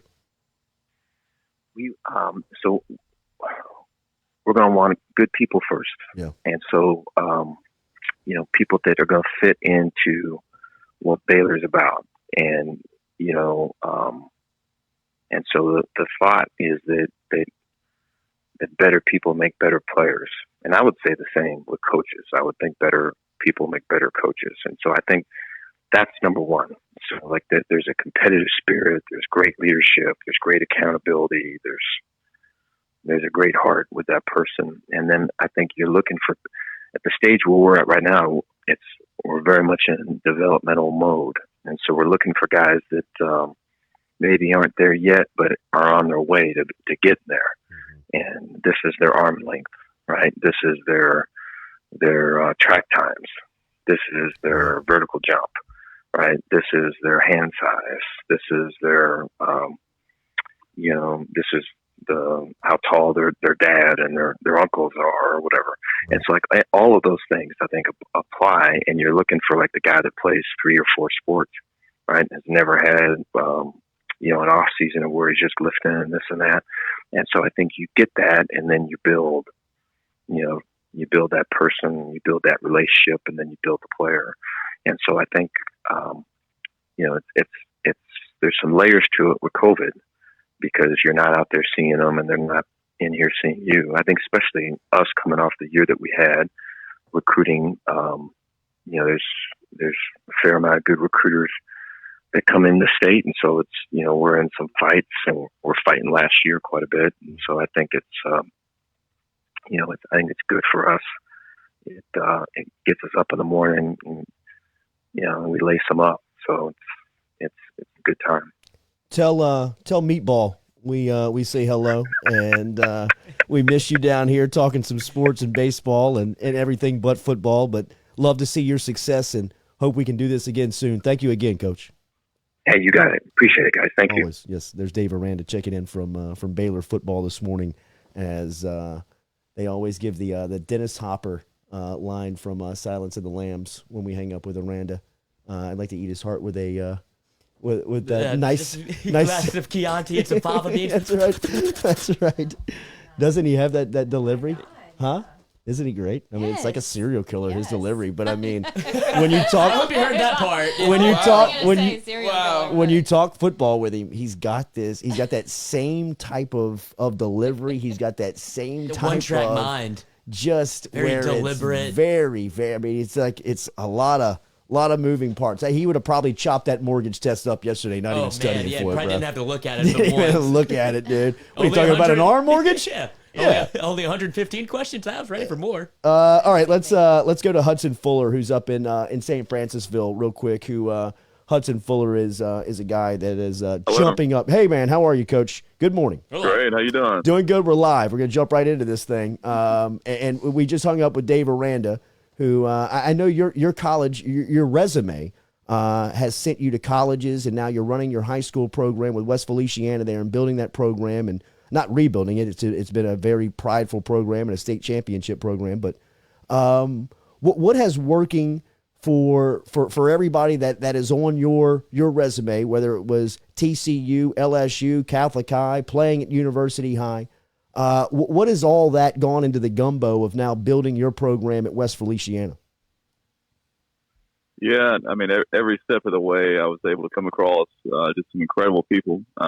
Cam Cameron, Sonny Cumby, Rich Cangarello, Coach Patterson at TCU, Coach Miles, Gabe Fertitta at Catholic.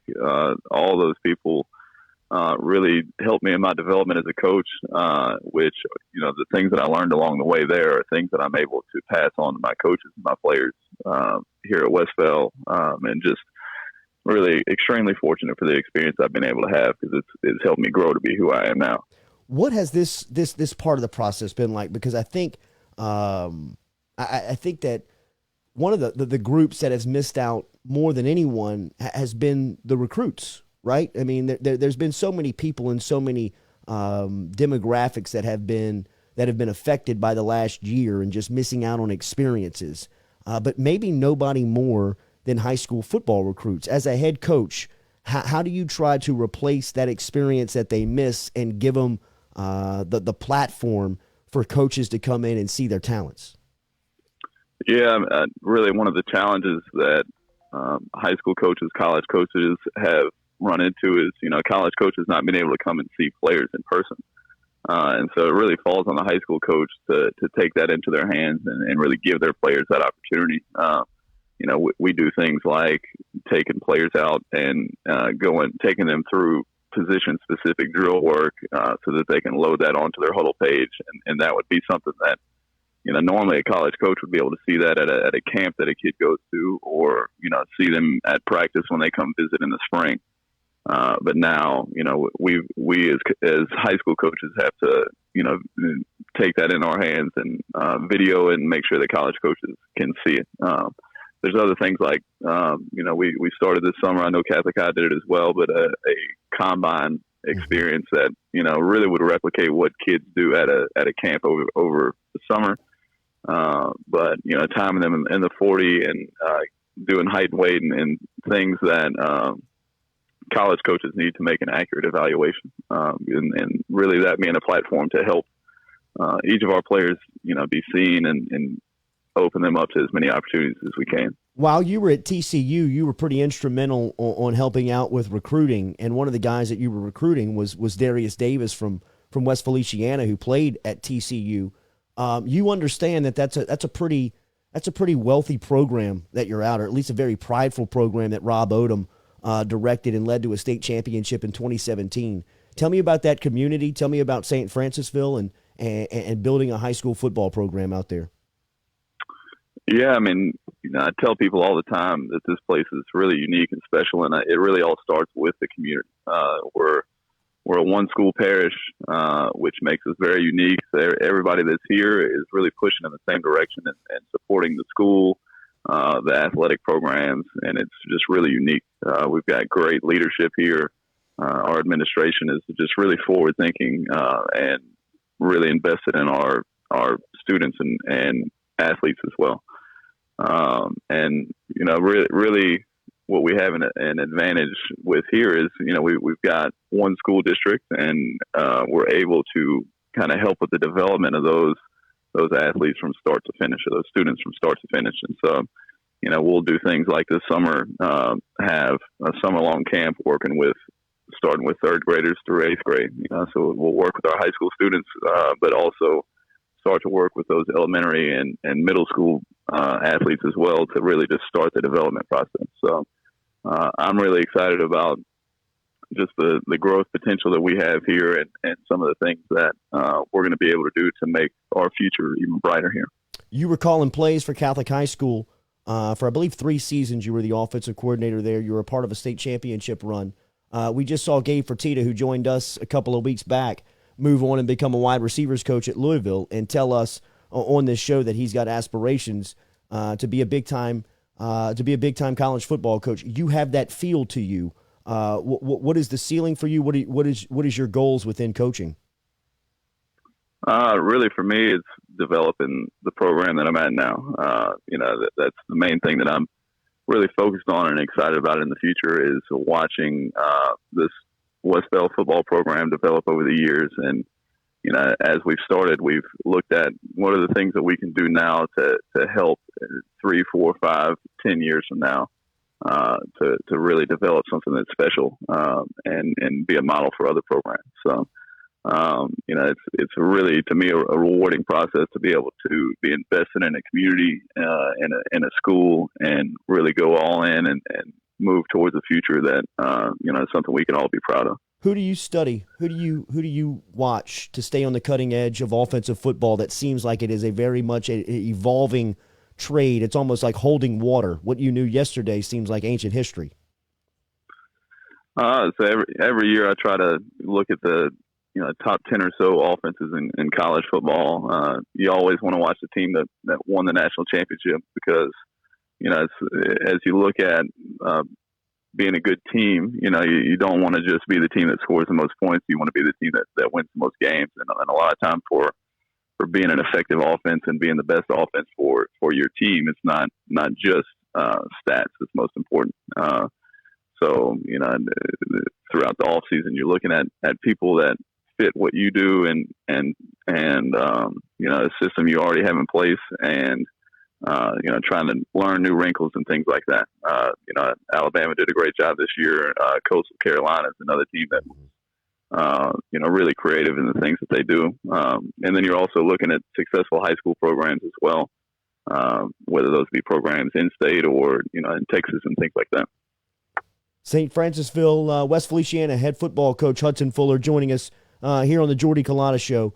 What's the off season like? What's the preparation like now for season and for your schedule as you've got to deal with a lot of ancillary and moving parts?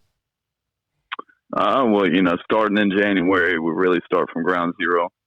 We've got a 12-month program off season wise, and really a 12-month program when it comes to football development as well. So, we start when they come back second semester in January and really build them from the ground up. That's one thing I'm really excited about this off season. Our staff started in June, and when we started, we were kind of teaching new things in the weight room and new schemes on offense and defense. And so this off season, we've been able to start with just a great foundation in the weight room, and have seen this incredible growth with a lot of our players at every level. And so that's really our big focus now. We'll be moving more into football 101 and spring football here pretty soon. And then, kind of building on that throughout the summer. Proud of your success, man. Keep moving forward. Thank you for the time this morning. If there's anything that we can do to help or assist, you know where we are, and we'll do this again soon. Yes, sir. Thank you for having me, and thank you for everything you're doing for athletics in the area. You got it, man. There's Hudson Fuller checking in this morning, head football coach over at West Feliciana High School. If you look around our state, we've had a chance here. We've been on the air for 5 weeks. We've had a chance to talk to a couple of high school football coaches in our area, whether it was Chad Mahaffey at Walker, Hudson Fuller at West Feliciana, former head football coach at Catholic High School, Gabe Fertitta. There is a wealth of knowledge and a wealth of good leaders within our community. I talked to Carlos Sample over at Scotlandville, their head basketball coach. Want to get him in studio at some point. Sid Edwards, who's over at Central High School, who has been a staple of our state as far as leaders. Want to get him in studio to talk a little bit. But Hudson Fuller is one of the young ones in our state. He's 30 years old, first head coaching gig, West Feliciana. He called plays at Catholic High. He was on TCU and LSU staff, a very bright and shining star coming up in the state of Louisiana and out in St. Francisville. That community over there in East Feliciana has got themselves West Feliciana has themselves a winner. Remember the podcast every day. We appreciate everybody for interacting with us inside of the bunker this morning. Please like, share, comment on the post once you get it out and get it moving. The podcast is available to you on Apple, Spotify, wherever you get it. RMB Builders. Get in touch with Rhett today. He's over at Katie's house. 921-7062 or online rmb-builders.com. If you're out on the Highland Road, out in the Highland Road area, stop in and see Sam Willard over at Harper's Haberdashery. We will shoot for $250 giveaways here later this week, but we will make sure and qualify people throughout the week. If you can prove that you are following Harper's on Instagram, if you want to just screenshot inside of the bunker that you're following there, we want to help build up his followers on Instagram over at Harper's. Harper's BR is where they are on IG. Harper's BR. Harper's BR is where they are on IG. So good show today. Appreciate everybody for interacting. Shout out to Ghost Chevrolet, Edward Jones, Advanta Clean, Falaya Real Estate, Johnson Spillers Dentistry, Angel Oak Home Mortgage, Valera Air, RMB Builders, Landwine Insurance, and Harper's Haberdashery. We'll be back with you tomorrow morning here on the Jordy Culotta Show. Have a good, safe Tuesday. Going to be wet and sloppy out there, so make sure you stay safe. Sunshine coming tomorrow. Happy birthday, Dad. Happy birthday, Mike. Happy birthday, Mike. Yeah. And Dad.